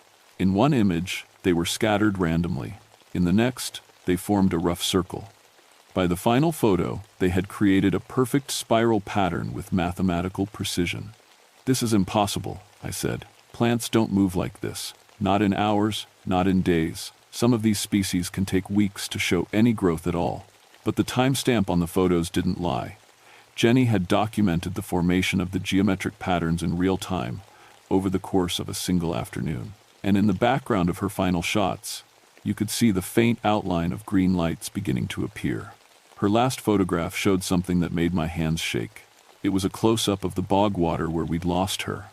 But instead of the dark, murky surface we remembered, the image showed clear water with something glowing far beneath.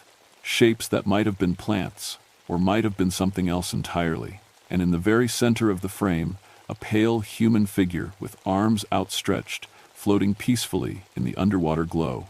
Jenny had photographed her own drowning from above, then somehow placed her camera back in her backpack on the boardwalk. "We need to leave this place," Sam said quietly. "Whatever's happening here, it's beyond anything we can study or understand." But I couldn't let it go. In 17 years as a ranger, I'd never walked away from a case without answers. People didn't just disappear in my wilderness. And they certainly didn't take pictures of their own deaths. That night, I went back to the bog alone. I parked my truck at the main trailhead and hiked the 2 miles to the boardwalk by moonlight. Standard wilderness protocol said never to work alone, especially after dark. But I needed to see the place without search teams and helicopters disrupting whatever was happening there. The bog was different at night, alive in ways I'd never noticed during daylight hours. The water moved with tiny currents that followed no pattern I could identify. Plants rustled without any wind, and every few minutes I could hear sounds like whispers coming from deep beneath the surface. I set up my equipment on the same spot where we'd lost Jenny. pH testing kit, soil thermometer, EMF reader borrowed from Sam's collection. If something was manipulating the local environment, I wanted to document exactly how it was happening. The electromagnetic readings started climbing immediately. Whatever was generating the field was stronger at night, building toward some kind of peak activity. I watched the needle climb past normal ranges, past anything I'd seen in my atmospheric science training, into levels that should have been disrupting electrical activity for miles. That's when the lights came back. They rose from the water like glowing bubbles, dozens of them, each one about the size of a basketball. Soft green phosphorescence that didn't hurt to look at directly, but seemed to pull at something deep in your mind.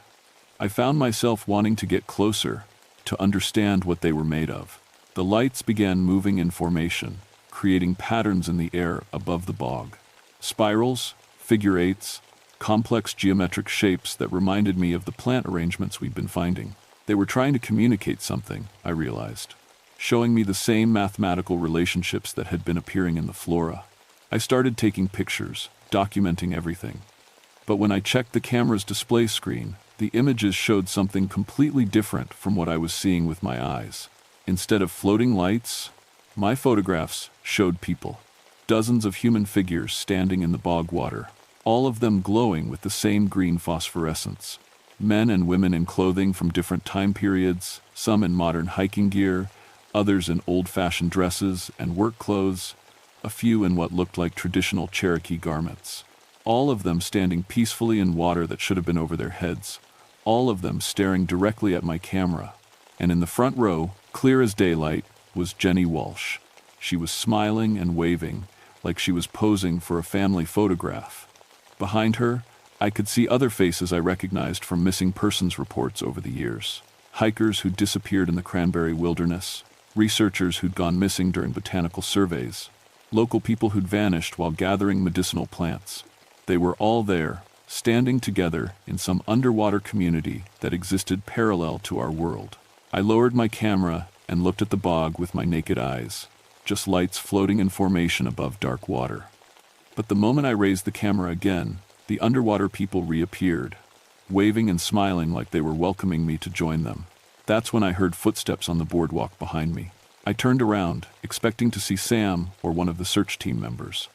Instead, I found myself facing an old woman I'd never seen before. She was small and bent with age, wearing a long dress that seemed to be woven from moss and plant fibers. Her hair was white as bog cotton, and her eyes reflected the green light from the water like an animal's. "You've been studying my garden," she said. Her voice sounded like wind through pine needles. "Your garden? 300 years I've been tending this place. Gathering the lost ones, helping the plants grow in proper patterns. It's powerful medicine, if you understand how to use it." I backed away slowly, keeping my camera raised. Through the viewfinder, I could see that the old woman wasn't entirely human anymore. Plant fibers grew through her hair, moss covered sections of her skin. Her feet were rooted directly into the wooden boardwalk. "You're the one taking people," I said. "Taking?" She laughed, a sound like water bubbling up from underground springs. "Child, I'm offering them something better than the world above. Eternal life, in perfect harmony with the growing things. No sickness, no aging, no death. Just peace in the deep places." "What about their families, the people who love them?" "Love?" The bog witch, because that's what she was, I realized, tilted her head like she'd never heard the word before. "What is human love compared to the love of the earth itself? My children are happy here. They want for nothing." I looked at my camera display again. The underwater people were still waving, but their expressions seemed different now. Less like celebration and more like pleading. Jenny's smile looked frozen, desperate. Behind her, other faces showed eyes wide with terror, mouths open in silent screams. "They want to come home," I said. The old woman's expression darkened. Plants around us began growing visibly, reaching toward me with grasping tendrils. "You understand nothing about the gifts I offer, but you will learn." The electromagnetic field spiked so hard that my camera sparked and died. The bog lights brightened until they were painful to look at, and from somewhere beneath the water, I heard voices calling my name. I ran. I made it back to my truck and spent the rest of the night researching everything I could find about the cranberry wilderness. Historical records, Cherokee oral traditions, geological surveys, missing persons reports dating back to the early 1800s. By dawn, I had a clearer picture of what we were dealing with. The bog witch wasn't lying about her age. Local Cherokee stories mentioned a powerful medicine woman who had lived in the high mountain wetlands for centuries, sustained by spiritual communion with the plant spirits. She was known as a healer who could cure any illness, but also as someone who demanded payment for her services. The stories said she collected people who ventured too deep into her territory, keeping them as eternal servants in her underwater realm. More importantly, I found the key to stopping her. According to the traditional accounts, the bog witch's power came from her connection to 7 sacred plants that grew only in the cranberry glades. Each plant anchored her spirit to the physical world, and she used their combined energy to manipulate the entire ecosystem. But if someone could identify and destroy all 7 anchor plants, her hold on the bog would be broken. The Cherokee had tried this once, in 1842, when too many of their medicine gatherers had disappeared. They'd sent a team of 7 warriors to find and destroy the anchor plants. Only one man came back, and he spent the rest of his life warning people to stay away from the high bogs during new moon periods. But he'd also left detailed descriptions of what the anchor plants looked like and where to find them. I loaded my truck with everything I could think of that might help: pruning shears, a small hatchet, plant identification guides, Sam's electromagnetic equipment, and a handheld GPS unit. If I was going to break the bog witch's power, I needed to do it before she could add me to her collection. Sam met me at the trailhead just after sunrise. "You look like hell," he said, taking in my disheveled appearance and the wild look in my eyes. "I know what's taking people," I told him, "and I know how to stop it." I explained everything I'd learned about the bog witch and the 7 anchor plants. Sam listened without interrupting, occasionally checking his electromagnetic readings as we hiked toward the bog.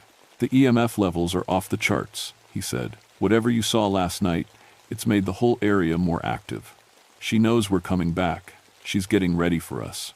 The first anchor plant was easy to find. According to the Cherokee descriptions, it would be a pitcher plant growing alone, larger than any normal specimen, with 7 distinct chambers instead of the usual 1 or 2. We found it exactly where the historical accounts said it would be, on a small island of solid ground, in the middle of the bog's deepest section. The plant was beautiful and terrible, nearly 4 feet tall, with chambers that seemed to glow with their own inner light. As I approached with my pruning shears, the chambers opened and closed like hungry mouths, and I could hear what sounded like whispers coming from deep inside them. "Are you sure about this?" Sam asked. I cut through the stem with one clean slice. The plant let out a sound like screaming wind, and every light in the bog pulsed once, very brightly, then dimmed. The electromagnetic readings on Sam's equipment dropped noticeably. "1 down," I said. 6 to go." The second plant was a sundew formation. Hundreds of tiny carnivorous plants growing in a perfect spiral, their sticky leaves all pointing toward a central cluster that was easily 10 times larger than any sundew had a right to be. When I started cutting through the anchor plant at the center, the smaller ones began writhing like they were in pain. By the time I destroyed the third anchor plant, a wild ginger specimen with roots that descended impossibly deep into the bog, the witch was starting to fight back. The water began rising, slowly but steadily, making it harder to reach the remaining plants. Electromagnetic pulses strong enough to make our teeth ache rolled across the bog every few minutes. And the missing people began appearing. Not the peaceful underwater community I'd seen in my photographs, but desperate souls trying to warn us away. Jenny Walsh materialized near the 4th anchor plant, her form translucent and flickering. "Patty, get out of here," she said. Her voice sounded like it was coming from a great distance. "She's going to kill you both." "I'm trying to free you," I told her, cutting through another impossible plant formation. "You can't free us. We're part of her now, part of the bog. If you destroy her power, we'll die for real." That stopped me cold. "What do you mean?" "She doesn't just take people, Patty. She transforms them. We're not prisoners anymore. We're extensions of her will. Cut us off from the bog's energy, and we'll cease to exist." I looked at Sam, who was staring at Jenny's flickering form with horror. "There has to be another way," he said. But Jenny was already fading. "Find the 7th plant," she whispered. "The heart of her power. Maybe if you can control it instead of destroying it." She vanished, leaving us alone with the rising water and the growing electromagnetic interference. The 5th and 6th anchor plants were harder to find and harder to destroy. Each one we cut seemed to make the bog witch stronger, more desperate. The water was now knee-deep where it had been dry ground that morning. Strange lights moved beneath the surface, and we could hear voices calling to us from the depths. But I finally found the 7th plant, the one Jenny had called the heart of the witch's power. It was ancient beyond description, a massive oak tree that somehow grew directly out of the bog water, its roots spreading for hundreds of feet in all directions. But it wasn't just a tree. Looking closer, I could see that its trunk was partially human, with a woman's face embedded in the bark and arms that had become branches reaching toward the sky. The bog witch herself, transformed over centuries into something between plant and person, drawing power from the electromagnetic fields that ran deep beneath the mountains. "You came back," she said, her voice rustling through leaves that grew from her hair. "I wondered if you would have the courage." "I want you to let them go," I said, raising my hatchet. They are already gone, child. The people you knew are just memories now. But their essence lives on in my garden, part of something greater than any individual human life. That's not your choice to make. The bog witch smiled, showing teeth made of white birch bark. Everything grows, everything changes, everything dies and becomes something new. I simply guide the process, help lost souls find their proper place in the endless cycle. I swung the hatchet at her trunk. The blade bit deep, and she screamed with the voice of every person she'd ever taken. The bog erupted around us, water shooting up like geysers, plants growing and dying in seconds, electromagnetic energy crackling through the air like lightning. But instead of cutting all the way through, I stopped. Jenny's words echoed in my head. Maybe if you can control it instead of destroying it. What do you want? I asked the witch.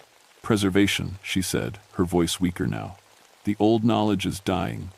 The plants that could heal any illness, the traditions that kept humans in harmony with the natural world.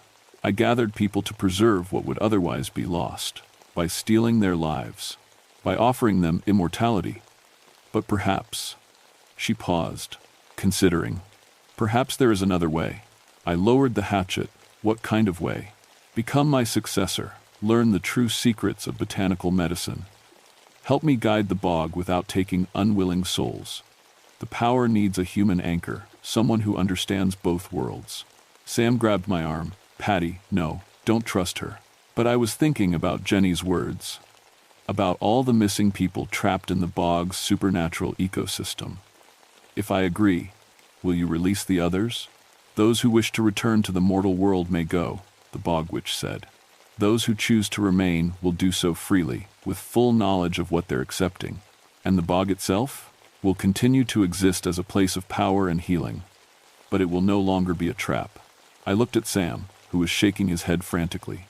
Then I looked at the hatchet in my hands, knowing that one more swing would destroy the bog witch forever, along with everyone she'd taken over the centuries. I accept, I said. The transformation happened gradually over several weeks. The bog witch, who told me her original name had been Mary Howling Wolf, taught me how to commune with the plant spirits, how to channel the bog's electromagnetic energy, and how to distinguish between those who came seeking healing and those who simply wandered into dangerous territory by accident. Sam helped with the transition, using his equipment to monitor the electromagnetic changes as I learned to control them. The readings stabilized at levels that were unusual but not dangerous, and the plant formations shifted from rigid geometric patterns to more natural arrangements that still carried powerful healing properties. Jenny Walsh and 3 other missing persons chose to return to the physical world. The bog's energy had changed them. They aged more slowly, understood plants in ways that seemed almost telepathic, and could survive injuries that would kill normal humans. But they were fundamentally themselves again, with memories of their time in the underwater realm. 5 others, including 2 Cherokee medicine gatherers from the 1800s, chose to remain as guardians of the bog's deeper mysteries. They appeared occasionally to help with particularly difficult healing cases, but lived most of their existence in the liminal space between the physical and spiritual worlds. Mary Howling Wolf faded peacefully once she was certain the bog would be properly tended. Her centuries-old body became part of the great oak tree, but her consciousness merged with the bog's collective memory, available for consultation when I encountered problems beyond my understanding. The official story was that we'd discovered a previously unknown species of bioluminescent fungi that explained the witch lights phenomenon. The missing persons cases were closed as successful rescues, with medical amnesia explaining any gaps in their memories. My request to have the area designated as a special botanical research preserve was approved without question.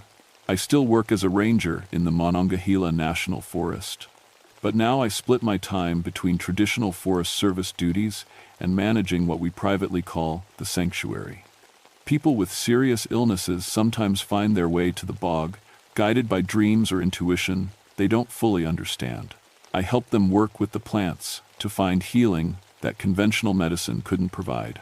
Sam continues his electromagnetic research, documenting the bog's unique properties for the scientific community. His published papers describe fascinating but perfectly natural phenomena, unusual mineral deposits, rare atmospheric conditions, unique electromagnetic fields generated by underground water systems. Nothing that would bring unwanted attention from government agencies or paranormal investigators. But late at night, when the new moon makes the bog most active, I can still see the lights dancing above the water. The spirits of ancient healers, tending their eternal garden, preserving knowledge that the modern world forgot, waiting for the next generation of humans to rediscover the deep connections between all living things. The Cherokee were right about one thing. The high mountain bogs are places of power that demand respect, but they're not traps anymore. They're sanctuaries for those brave enough to approach them with genuine need and open hearts. I've been the bog's keeper for 6 months now, and I've learned things about plant medicine that no university ever taught. How to cure cancer with properly prepared wild ginger. How to heal depression using the electromagnetic fields that flow through carnivorous plants. How to help people find their way back to themselves when conventional therapy has failed. But the most important lesson is this: some mysteries aren't meant to be solved, just understood. The bog will always be more than science can explain, and that's exactly as it should be. Mystery is what keeps the magic alive. Last week, I found fresh geometric plant formations appearing near the main boardwalk. New patterns I hadn't seen before, more complex than anything Mary Howling Wolf had created. When I communed with the bog's collective consciousness, asking what was happening, the answer came back in Jenny Walsh's mental voice. The garden is growing, Patty. There are other places like this, other keepers awakening to their responsibilities. The network is rebuilding itself. So maybe my work here is just the beginning. Maybe there are bog witches awakening all across Appalachia, in forgotten wetlands, where the veil between worlds grows thin. Maybe the old healing traditions are finding new guardians, people who understand that some knowledge is too important to let die. I keep detailed records now, just like any good scientist, but I write them in 2 different journals. One contains the official documentation, temperature readings, plant growth rates, electromagnetic measurements that explain everything in terms acceptable to the modern world. The other journal tells the real story, the one about lights that dance with intelligence above dark water, about plants that grow in patterns too perfect for nature, too beautiful for coincidence, about the thin places where ancient wisdom still flows like underground rivers, waiting for those who know how to listen. Sometimes, on nights when the bog is most active, I think I can hear Mary Howling Wolf's voice carried on the wind through the pine trees. She's singing old Cherokee healing songs, welcoming new spirits to the sanctuary, teaching them how to tend the growing things with love instead of fear. The witch lights of Cranberry Wilderness still burn bright in the darkness, but now they burn with invitation instead of hunger, offering sanctuary to anyone brave enough to step off the boardwalk and wade into the mysterious waters where healing grows wild and free. And sometimes, just sometimes, that's enough magic for one lifetime.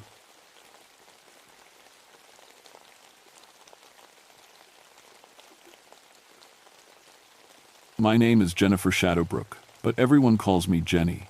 I've been a park ranger at Shenandoah National Park for 13 years now, and I specialize in cave rescue operations. When people get lost or hurt in the underground cave systems around here, I'm the one who goes down to get them out. I've crawled through passages so narrow I had to exhale just to fit. I've rappelled down 100-foot drops into complete darkness. I've pulled injured cavers up cliff faces in the middle of winter storms. In all those years, through all those dangerous rescues, I never once believed in anything supernatural. That changed in December of 1991.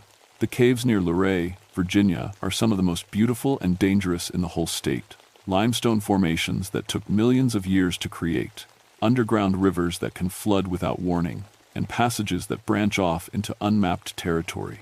During winter, when the tourist caves close down, serious cavers come from all over the country to explore the wild systems. I love my job because every day is different. One morning, I might be teaching safety classes to Boy Scout troops. The next, I could be coordinating a rescue operation for someone who's been trapped underground for 8 hours. The caves demand respect, and I've seen what happens when people don't give it. My office sits in a small ranger station about 3 miles from the main cave entrance. The building is nothing fancy, just concrete blocks painted Park Service brown, with a radio that crackles too much and a coffee maker that's older than I am. But it's home. From my desk, I can see the rolling hills that hide the entrance to over 40 miles of surveyed cave passages. That December was colder than usual. Most of the amateur cavers had given up for the season, but the serious ones were still coming through. These weren't weekend warriors with cheap headlamps and cotton clothes. These were people who understood that caves don't care about your schedule or your comfort level. The first call came in on a Tuesday morning. I was updating my rescue equipment inventory when the radio squawked to life. "Jenny, you there? This is Marcus." Marcus Limestone. Yes, that's really his name. Runs a cave guiding service out of Winchester. He's one of the most experienced cavers in Virginia. Someone who's mapped passages nobody else even knows exist. "Go ahead, Marcus. I've got something weird to report. Had a group of 4 cavers come out of the system yesterday, and they're telling some strange stories." I pulled out my incident report pad. "What kind of strange?" "They say they saw people following them through the caves, dark figures moving in the passages behind them. But here's the thing, Jenny. They were in sections where there's no other access. Nobody else was down there." I frowned. Cavers sometimes see things in the dark. When you're underground for hours, your mind can play tricks on you. Add in the stress of being in a dangerous environment, and people start seeing shadows that aren't there. "Could have been their own shadows bouncing off the walls," I suggested. "New cavers sometimes spook themselves." That's what I thought too. But Jenny, these weren't new cavers. Tom Bradley was the group leader. You know Tom, 25 years of experience. He's mapped more cave than you and me combined. That got my attention. Tom Bradley didn't spook easily. What exactly did they see? Human-shaped shadows moving behind them through passages. But here's the weird part. The shadows seemed to be moving on their own, independent of any light source. And get this, when they stopped to look directly at them, their headlamps would dim or go out completely. I wrote down the details, but I wasn't too concerned yet. Equipment failure happens underground all the time.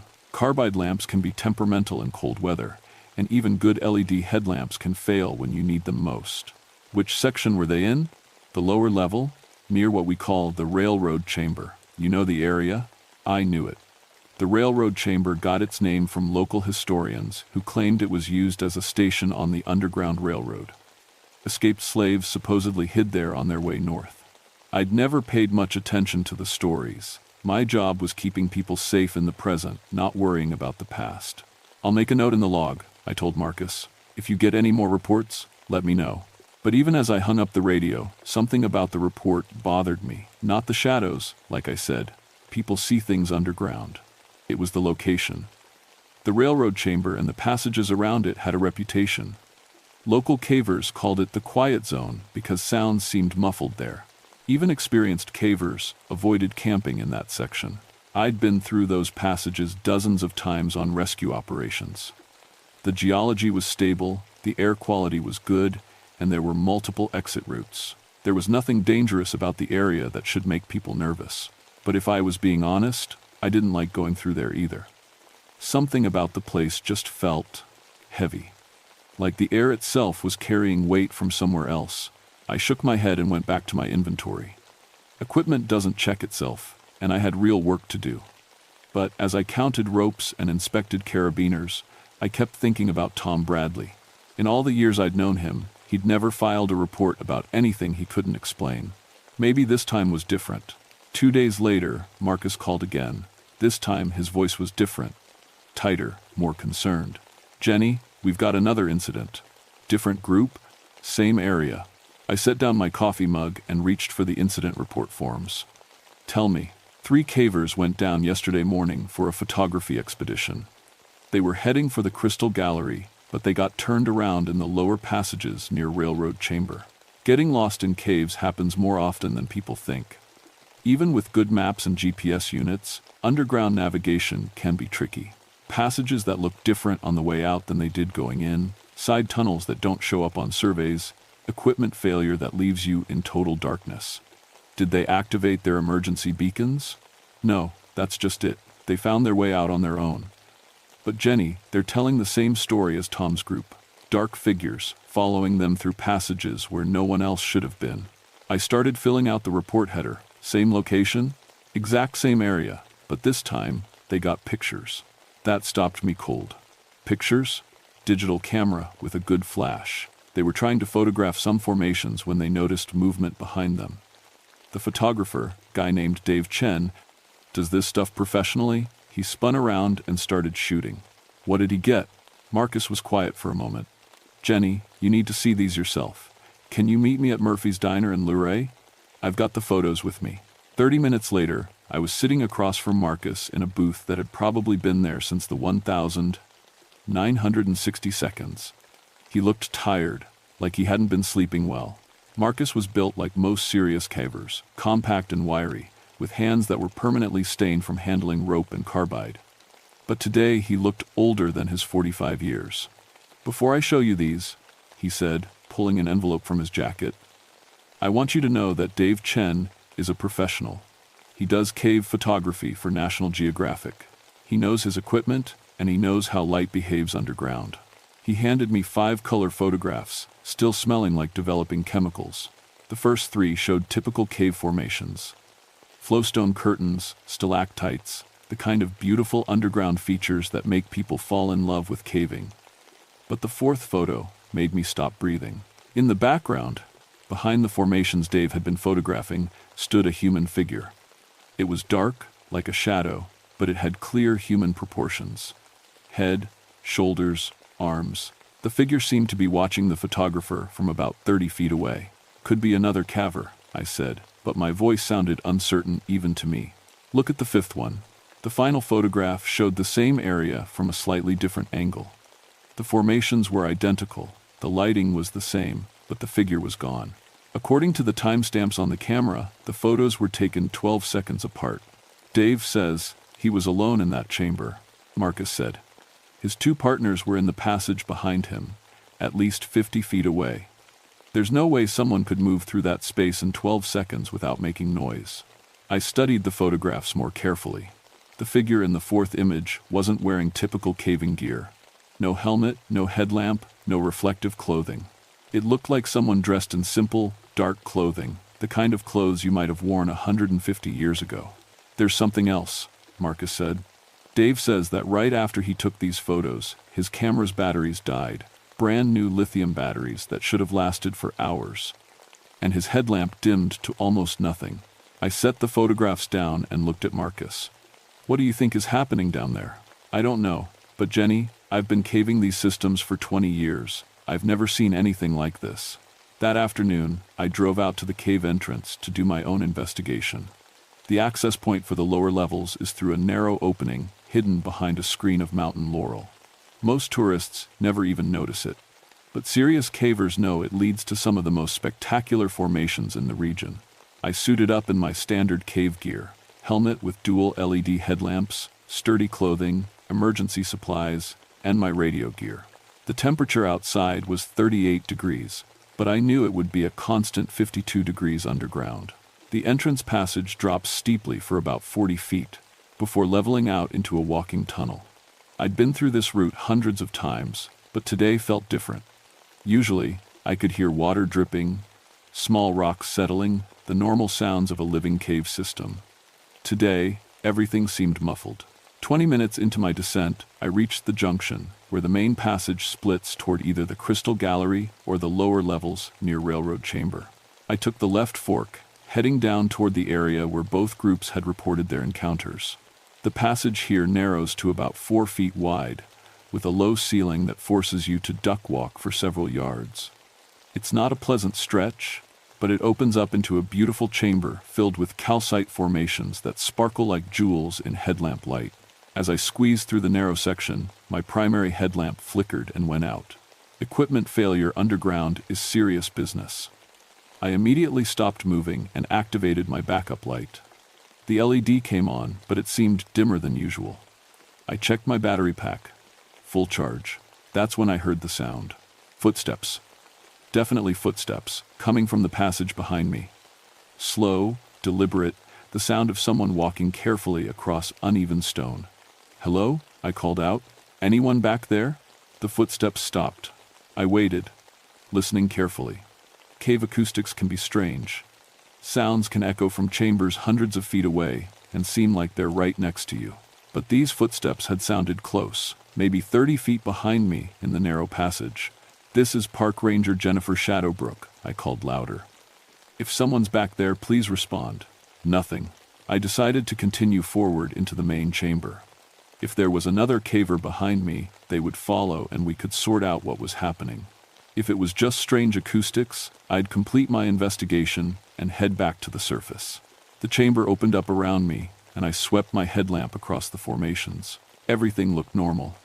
No signs of recent human passage, no equipment left behind, no disturbance to the delicate cave environment. But as I examined the far wall, where Dave Chen would have been taking his photographs, my light caught something that made my heart skip. Footprints. Fresh footprints in the soft cave mud, leading from the passage entrance to the exact spot where the mysterious figure had appeared in the photograph. I knelt down to examine them more closely. They were definitely human footprints, but something was wrong. The prints were clear and well-defined, but they seemed to have no depth. It was as if someone had walked across the mud without actually putting weight on their feet. And then my backup headlamp went out, plunging me into absolute darkness. In 13 years of cave rescue work, I'd been in complete darkness before. It's disorienting, but not dangerous if you stay calm and follow your training. I reached for my emergency light, a small but powerful LED that I always carry as a last resort. The light came on, but before I could feel relief, I saw them. 3 human figures standing at the far end of the chamber, just at the edge of my light beam. They were dark, like shadows given form, but I could make out details, clothes that looked old-fashioned, faces that seemed somehow hollow. They were watching me. I fumbled for my radio with shaking hands. "Base, this is Ranger Shadowbrook. I need backup at the railroad chamber entrance." Static. My radio was dead.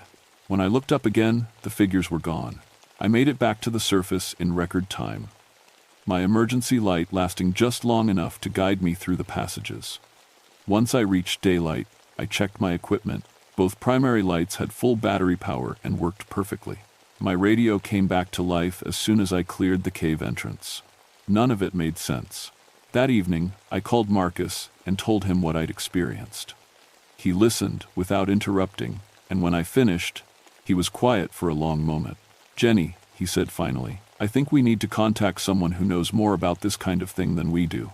"What kind of thing? Equipment failure? I can handle equipment failure. You know that's not what this is." He was right, but I wasn't ready to admit it. I'd spent my whole career dealing with facts, geology, weather patterns, human physiology. The idea that something supernatural was happening in my caves went against everything I understood about the world. But 3 days later, we had our third incident. And this time, someone got hurt. A group of 5 experienced cavers from Maryland had gone down to survey some unmapped passages in the lower system. They were led by Sarah Martinez, a cave mapping specialist I'd worked with before. Professional, careful, the kind of person who double-checks every piece of equipment before going underground. They were supposed to be down for 6 hours. When they didn't come out after 8, I activated our emergency response protocol. I was suiting up for a search and rescue operation when I heard voices echoing from the cave entrance. 4 people emerged carrying the 5th, a young man named Kevin who was conscious but clearly in shock. "What happened?" I asked as we helped Kevin to the medical station I'd set up in the parking area. "We were in the railroad chamber," Sarah said. Her face was pale, and her hands were shaking. "Everything was going fine until we reached the lower passage junction. That's when we started seeing them." "Seeing what?" "People. Dark figures moving through the passages ahead of us. At first we thought it was another caving group, but they weren't using lights. They were just moving through the darkness like they could see." I checked Kevin's vital signs while Sarah continued her report. His pulse was elevated and he was cold to the touch, but there were no obvious injuries. "We tried to make contact," Sarah said. "Called out, used our lights to signal, but they kept moving away from us, always staying just at the edge of our vision." "And Kevin said he could hear them talking." "Talking? What were they saying?" Kevin looked up at me with wide eyes. "They were speaking, but not in English. It sounded like singing, almost. Sad singing. And they kept motioning for us to follow them deeper into the cave system. That's when our equipment started failing," Sarah continued. "First, our GPS units went dead, then our backup lights. We were down to 1 working headlamp between the 5 of us." "So you headed back?" "We tried to. But the passages didn't look right. Tunnels that should have led back to the surface kept leading us deeper underground. It was like the cave itself was changing around us. This was impossible. I knew those cave systems better than anyone. The passages don't change. They've been stable for thousands of years. How did you finally get out? Sarah glanced at Kevin before answering. Kevin says, one of the figures spoke to him, told him to follow a specific tunnel that we hadn't noticed before. We found it, and it led straight to the surface. But when we looked back, the tunnel was gone. I spent the next 2 hours taking detailed statements from all 5 cavers. Their stories were consistent, which was both reassuring and disturbing. If they were all lying, they'd coordinated their lies very well. If they were telling the truth, then something was happening in those caves that I couldn't explain. That night, I sat in my office reading through every incident report I'd filed over the past 13 years. I was looking for any pattern, any previous mention of unusual encounters in the railroad chamber area. What I found made my blood run cold. Over the past decade, I'd filed 17 reports of equipment failure in that specific section of the cave system. Lights going out, radios failing, GPS units losing signal. I'd attributed all of these incidents to normal underground conditions, moisture, temperature changes, electromagnetic interference from the rock formations. But looking at them together, I saw something I'd missed before. Every single equipment failure had happened between the hours of 6 p.m. and 6 a.m. And in 12 of the 17 reports, cavers had mentioned hearing unusual sounds or voices in the passages. I dismissed these mentions as echo effects or imagination. Now I wasn't so sure. I was still going through the files when my phone rang. It was Marcus, and he sounded scared. "Jenny, you need to get out to the cave entrance. Now." "What's wrong?" "There's something happening down there. I can see lights moving in the passages, but no one's supposed to be underground tonight." I grabbed my gear and drove to the cave entrance as fast as the winding mountain roads would allow. Marcus was waiting in the parking area with a pair of binoculars, staring at the cave opening. "Look," he said, handing me the binoculars. Deep inside the cave entrance, maybe 100 feet down the main passage, I could see a faint glow moving back and forth. It wasn't the steady beam of a headlamp or the flickering light of a carbide lamp. This light seemed to pulse and flow like water. "How long has it been doing that?" I asked. "About an hour. Jenny, I've been watching caves for 20 years. I've never seen anything like this." As we watched, more lights appeared. Dozens of them, moving through passages that should have been in complete darkness. They seemed to be gathering in the area of the railroad chamber, converging from different tunnel systems. "We need to go down there," I said. Marcus stared at me. "Are you insane?" Maybe I was. But I was also the only official Park Service representative in the area, and it was my job to investigate unusual activity in the caves. Whatever was happening down there, I needed to document it. "I'm going down. You can stay here if you want." Like hell, I'm staying up here alone. We suited up with extra equipment, multiple light sources, backup radios, emergency beacons. I also brought my camera and a voice recorder. If we were going to encounter something unexplainable, I wanted evidence. The descent started normally. Our lights worked fine, the passages were familiar, and we made good time to the junction where the main tunnel splits. But as we approached the railroad chamber, the temperature dropped noticeably. "You feel that?" Marcus whispered. I nodded.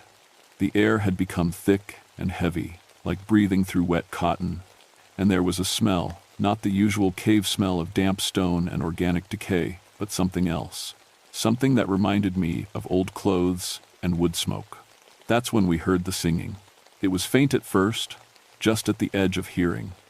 Human voices, definitely human, singing in harmony, but the words weren't in any language I recognized, and the melody was unlike anything I'd ever heard, beautiful and heartbreaking at the same time. "Where's it coming from?" Marcus asked.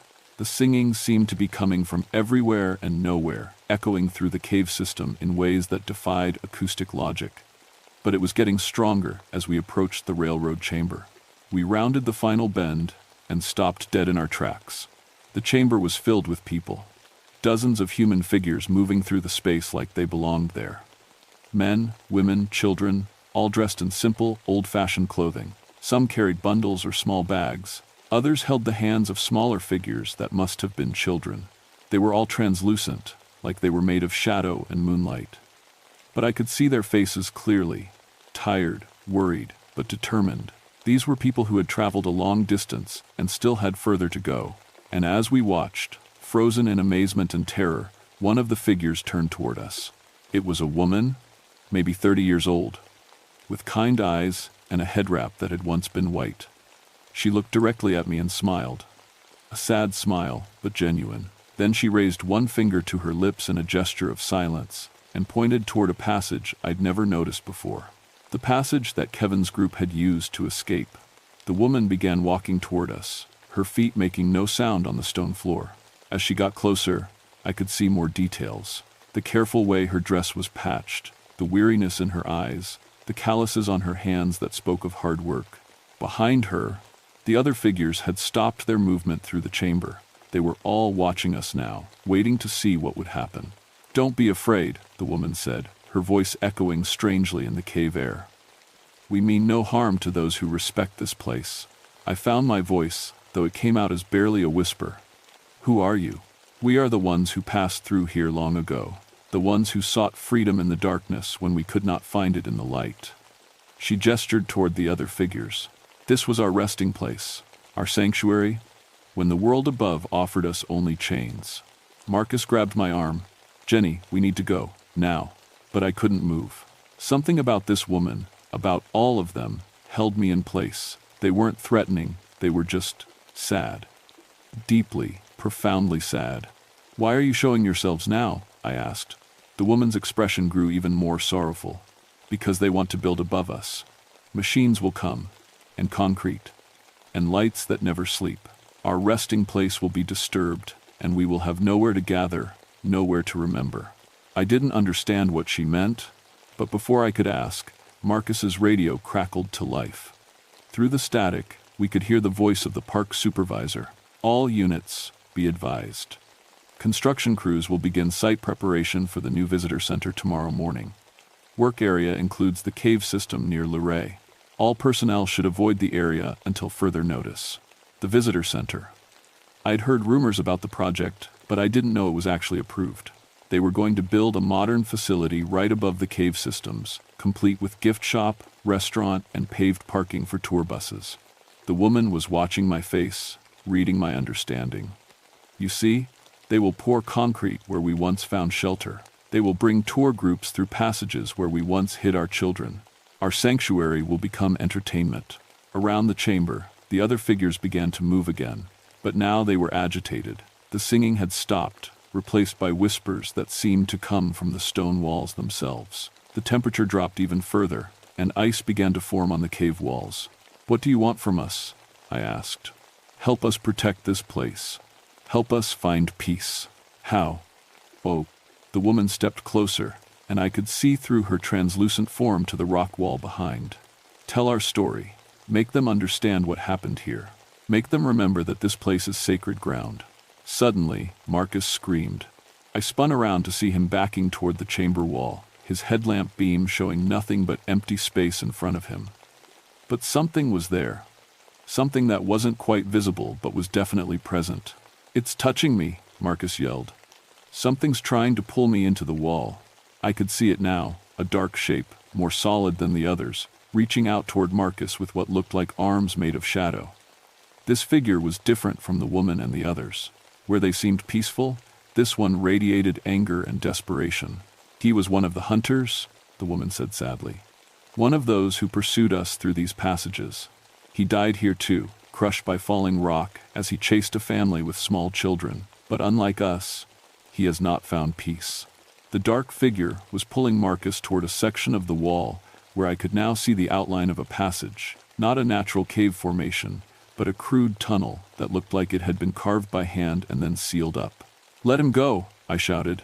The dark figure turned toward me, and I saw its face, or what remained of one, twisted with hatred and rage, barely human anymore.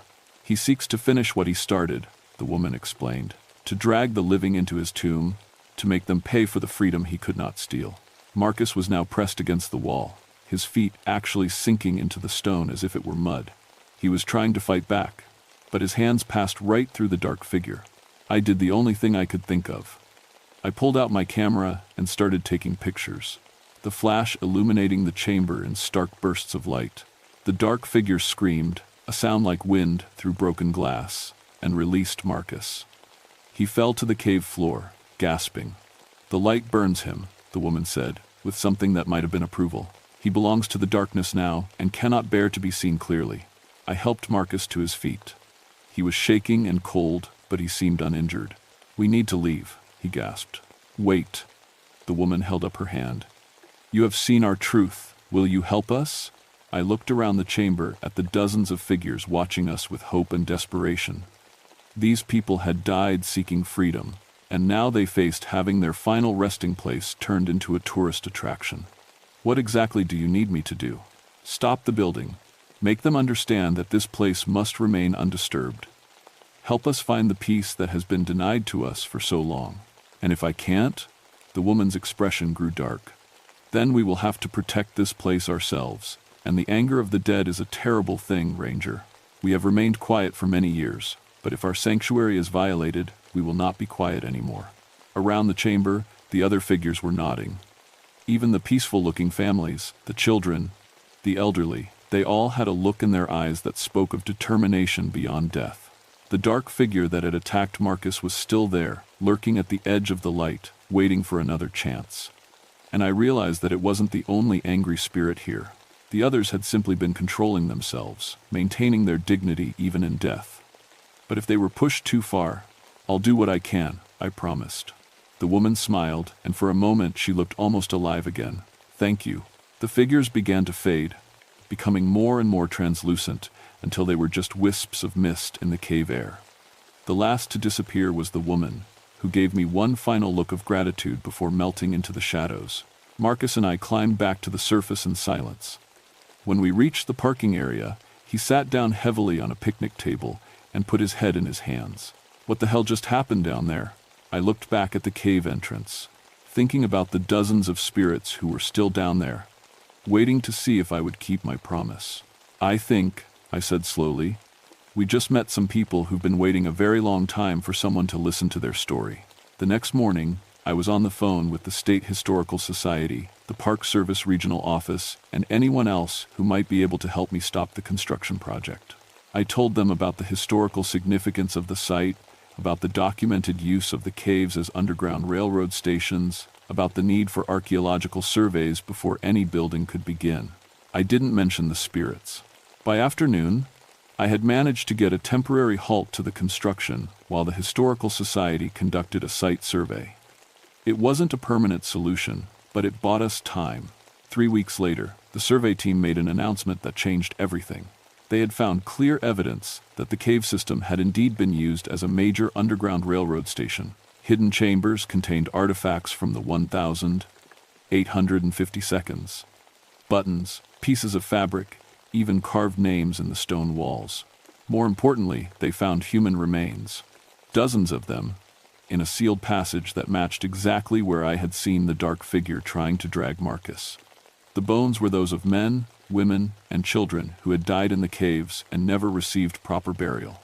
The construction project was permanently canceled. The site was designated as a historical landmark, and the cave system was closed to recreational caving.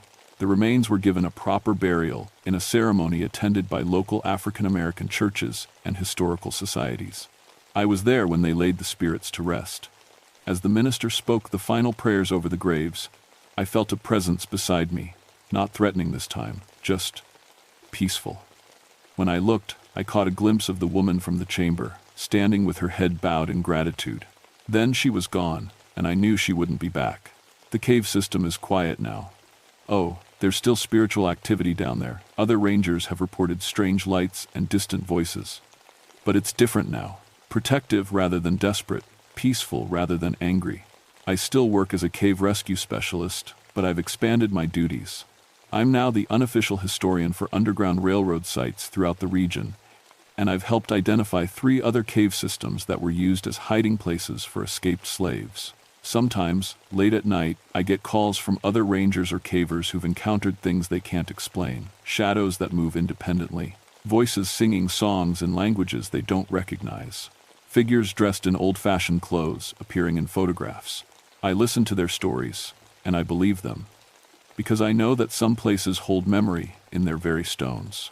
Some places are sacred ground, whether we recognize it or not, and some people love freedom so much that not even death can make them stop fighting for it.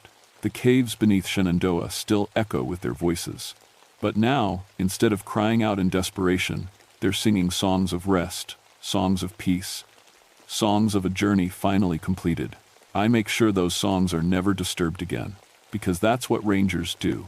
We protect the places that need protecting, whether they're inhabited by the living or the dead.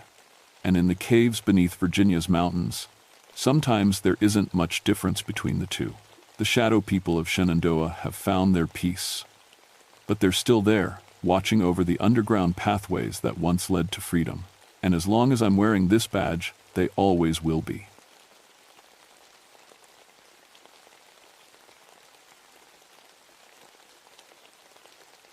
My name is Chris Nightwing, and I've been a river ranger at New River Gorge for 14 years. I've pulled bodies out of Class V rapids, rappelled down 300-foot cliff faces to rescue stranded climbers, and survived more close calls than I care to count. People think being a park ranger is all campfire talks and wildlife photos. They don't know about the dark stuff we see out here. I grew up in Point Pleasant, where everyone knows the Mothman stories. Red eyes in the sky, bridge collapses, prophecies of doom, tourist nonsense, I always thought. Small town folklore to sell t-shirts and bring in the paranormal investigators. I never believed any of it until September 1989, when I found their nest. The New River is old 360 million years, they say. It carved this gorge through solid rock, creating walls so steep that sunlight only hits the bottom for a few hours each day. Down in the lower gorge, near the ghost town of Thurmond, you can feel the weight of all that time pressing down on you. The abandoned buildings sit there like broken teeth, rusting away since the coal boom died in the 1,950 seconds. That's where I patrol most days. River safety and whitewater rescue in some of the most dangerous water on the East Coast. Class V rapids that can crush a kayak like a tin can. Water so cold it'll give you hypothermia in August. My job is to keep people alive when they think they're tougher than the river. September in the gorge is usually beautiful. The heat backs off, the leaves start turning, and the tourist crowds thin out. But that September felt wrong from the start. The sunsets turned deep red, like the sky was bleeding. Bats disappeared from their usual caves. Even the fish seemed nervous, jumping at shadows in the water. The first call came on a Tuesday morning. 3 kayakers from Virginia Beach, experienced guys with good equipment, radioed for emergency pickup near Thurmond. When I found them downstream, they were shaking so hard they could barely hold their paddles. Something attacked us, the lead kayaker said. His name was Mike, and he had 20 years on the river. Flying things, huge wings, red eyes. They came out of the old coal plant and just swooped down on us. I figured they'd seen turkey vultures. We get big ones in the gorge, and they can look pretty scary if you're not expecting them. But Mike insisted these things were different, bigger, more human-like. They had hands, he said. I saw hands. I wrote it up as a wildlife encounter and forgot about it. That was my first mistake. The second call came 3 days later. A family from Ohio, floating the gentler upper section, reported the same thing. Giant flying creatures near the abandoned buildings. This time, there was physical evidence: feathers. 8-foot wingspan worth of black feathers, unlike anything I'd seen in 14 years of wildlife training. By the end of the week, 5 different groups had reported similar encounters, all near Thurmond, all describing the same impossible things: winged humanoids with glowing red eyes, attacking from the old industrial buildings. That's when I decided to investigate personally. Like I said, that was a mistake. I loaded my rescue boat with standard equipment, first aid kit, throw ropes, emergency radio, flares. I also packed my service weapon, which I'd never needed on the water before. Something about those feathers bothered me. They felt warm when I touched them, like they'd come from something still alive. The morning I headed downriver to Thurmond, every bird in the gorge went silent. The boat motor died exactly 1 mile from Thurmond, just cut out like someone had pulled the plug. I'd maintained that engine myself for 3 years. It ran perfectly. But as soon as I got close to the abandoned town, it quit. I drifted the rest of the way, using my paddle to steer through the rapids. The silence was complete. No bird calls, No insect sounds, just the rush of water over rocks. Even that seemed muffled, like the air itself was holding its breath. Thurmond sits on a narrow strip of land between the river and the cliff wall. In 1910, it housed 3,000 people. Coal trains ran through every hour, taking black gold to steel mills up north. Now it's just empty buildings and rusted rail tracks, slowly being swallowed by kudzu vines. I tied off at the old loading dock and walked into town. My footsteps echoed off the empty buildings. Windows stared down at me like dead eyes. Everything felt wrong, but I couldn't put my finger on what. Then I saw the first nest. It was built in the old coal processing plant, tucked into the rafters 40 feet above the machinery. Massive thing, 10 feet across, made of twisted metal and what looked like human clothing. Old shirts, jackets, things that had been weathered by years of rain and wind. I climbed up for a closer look, using the old maintenance ladders. The metal groaned under my weight, but held. When I got to the nest level, the smell hit me musky, wild, like a zoo cage that hadn't been cleaned in months. Inside the nest were bones. Lots of them. Deer bones, dog bones, and some that looked human. Old ones, yellowed with age. At the center sat 3 eggs, each the size of a football, with shells that gleamed like black metal. That's when I heard the sound behind me. A low whoosh, like wind through fabric, but rhythmic. Wing beats. I turned around and saw it perched on the opposite rafter, 7 feet tall. Humanoid but wrong. Its skin was gray-black, stretched tight over bird-like bones. Wings folded against its back like a leather coat. And its eyes? They glowed red, bright as brake lights, and they were looking right into mine. I froze. 14 years of emergency training, and all I could do was stare. The thing tilted its head, studying me like a specimen. Then it opened its mouth and made a sound I'll never forget, part shriek, part human scream, echoing through the empty building. More wing beats answered from outside.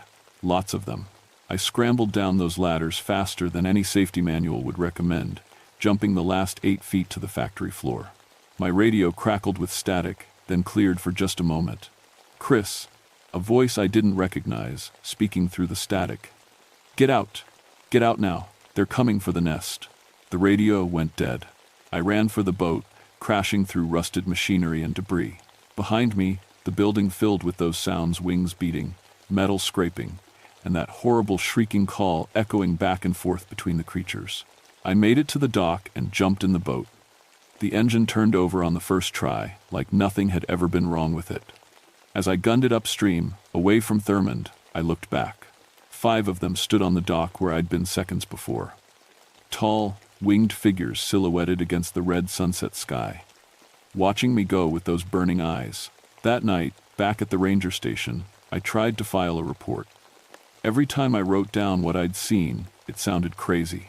Giant birdmen living in abandoned buildings, eggs in metal nests, voices on the radio, warning of danger. Instead, I wrote up a structural safety concern and recommended closing Thurmond to river access. Dangerous buildings, unstable foundations, potential for injury. All true, just not the whole truth. But I couldn't stop thinking about those bones in the nest. Some of them had been gnawed, and that voice on the radio, it had known my name. 2 days later, we found Danny Morrison. Danny was a local kayaker, 19 years old, cocky as they come, but skilled on the water. He'd ignored my recommendations and paddled down to Thurmond alone, probably looking to prove he wasn't scared of some ranger's ghost stories. We found him suspended from the old railroad bridge, 100 feet above the water. No rope, no climbing gear, just hanging there like he'd been dropped from the sky. His kayak was floating empty downstream, paddle gone, spray skirt torn clean off. The official report said he'd suffered massive trauma consistent with a fall. What it didn't mention was the claw marks on his shoulders, or the fact that his body was completely drained of blood. That's when I knew we weren't dealing with oversized vultures. I couldn't investigate alone anymore.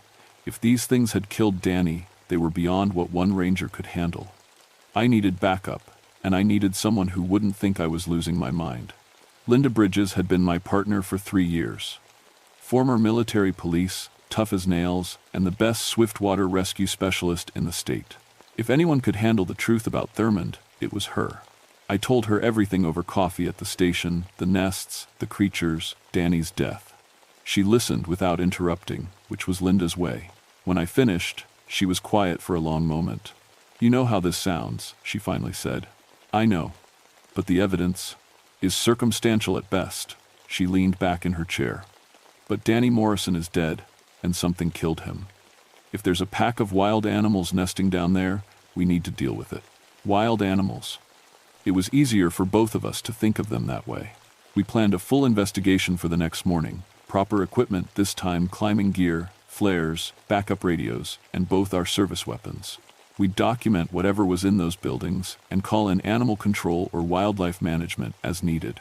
The boat made it to Thurmond without any engine trouble. In daylight, the ghost town looked almost normal, just old buildings falling apart in the woods. It was hard to believe anything supernatural could exist in such an ordinary place. We split up to cover more ground. Linda took the old company store and depot buildings on the north side. I went back to the coal plant where I'd found the first nest. The nest was bigger now.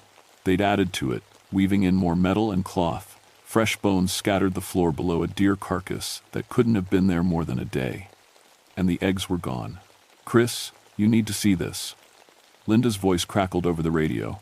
I found her in the depot building, staring up at the walls. They were covered in scratches, deep gouges carved into the wood and metal. But these weren't random marks. They formed patterns, almost like writing.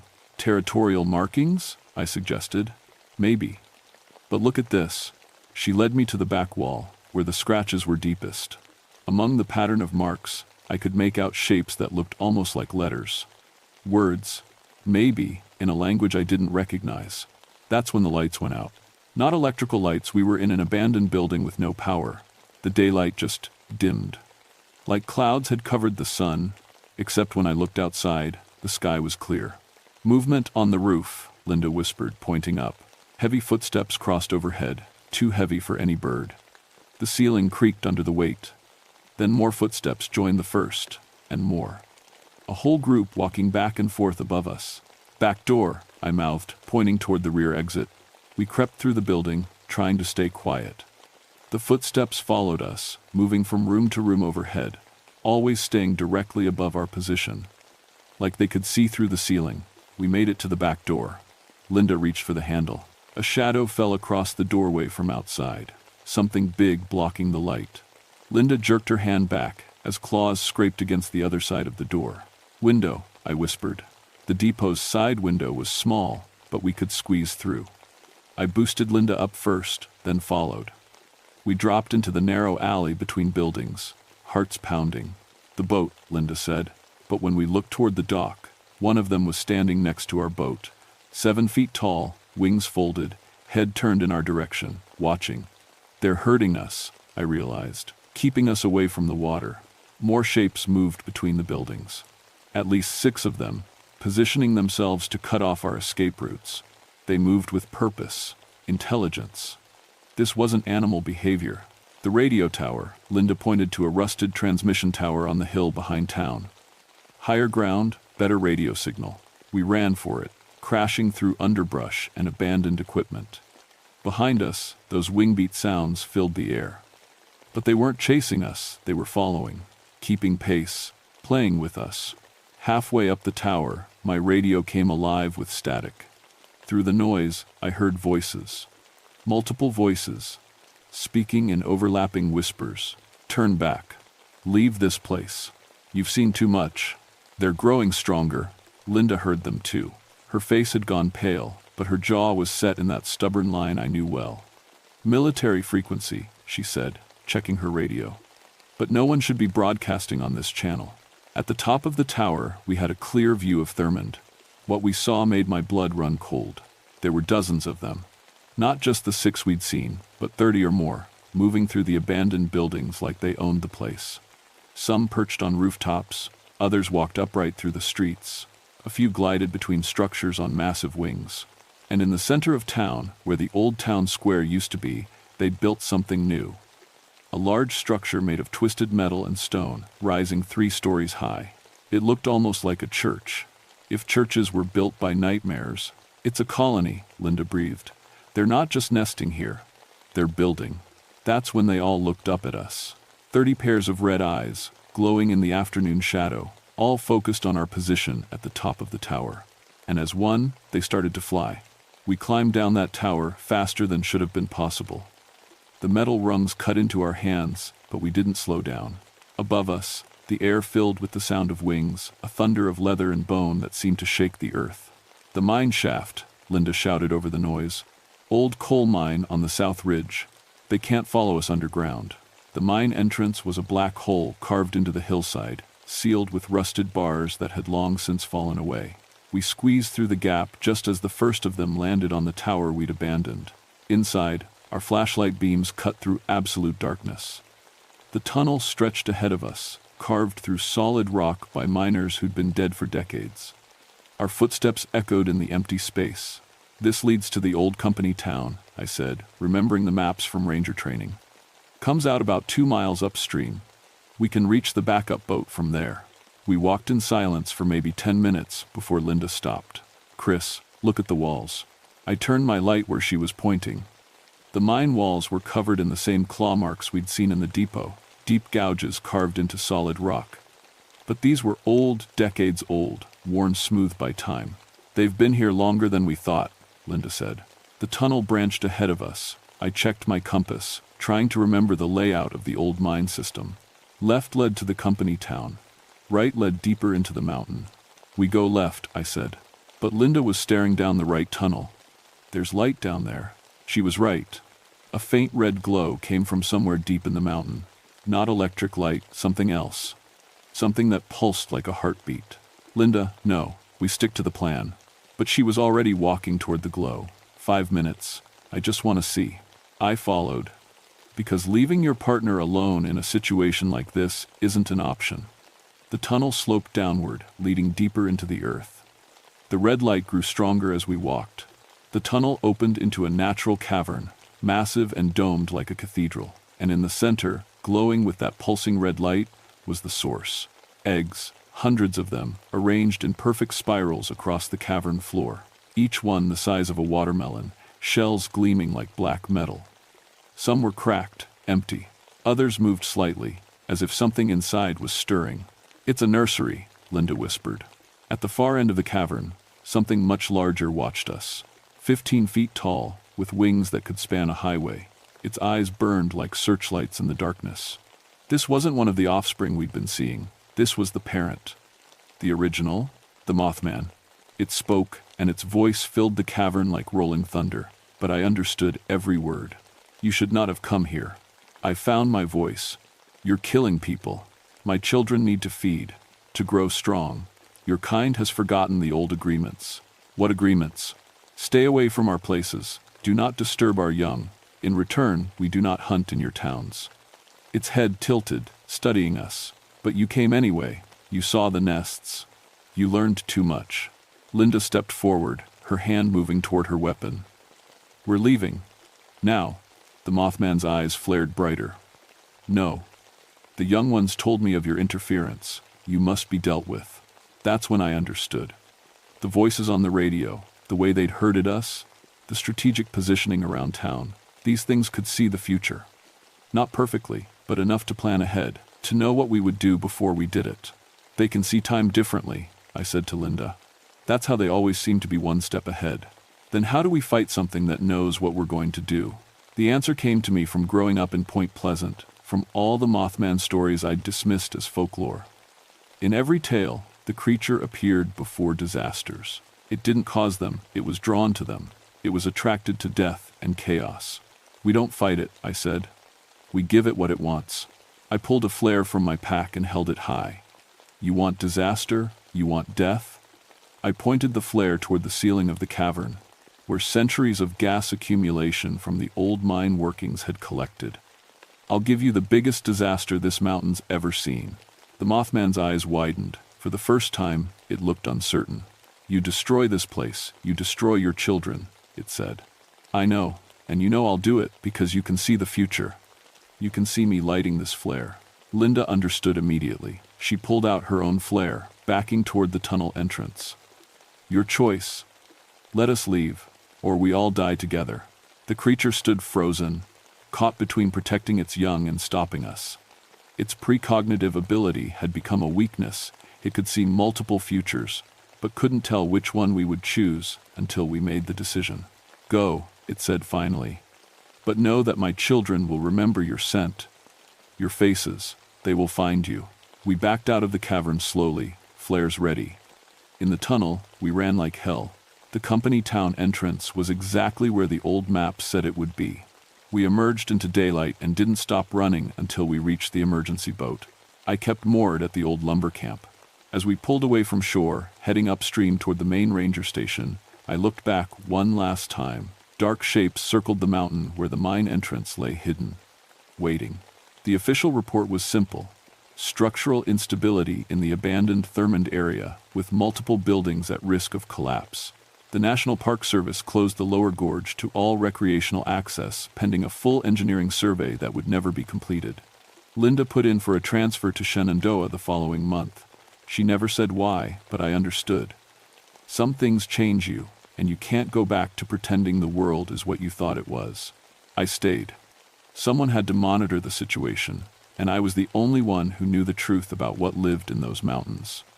The rangers who came after me were told about unstable buildings and dangerous wildlife, close enough to the truth to keep people safe.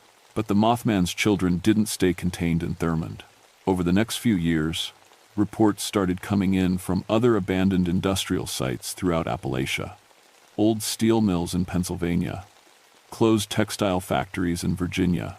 Anywhere humans had built something, then left it to rot, the winged creatures seemed to follow.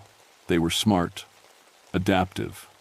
They learned to avoid areas with too many people, too much light, too much activity. But in the forgotten places, the empty places where industry had died and nature hadn't yet reclaimed the land, they thrived.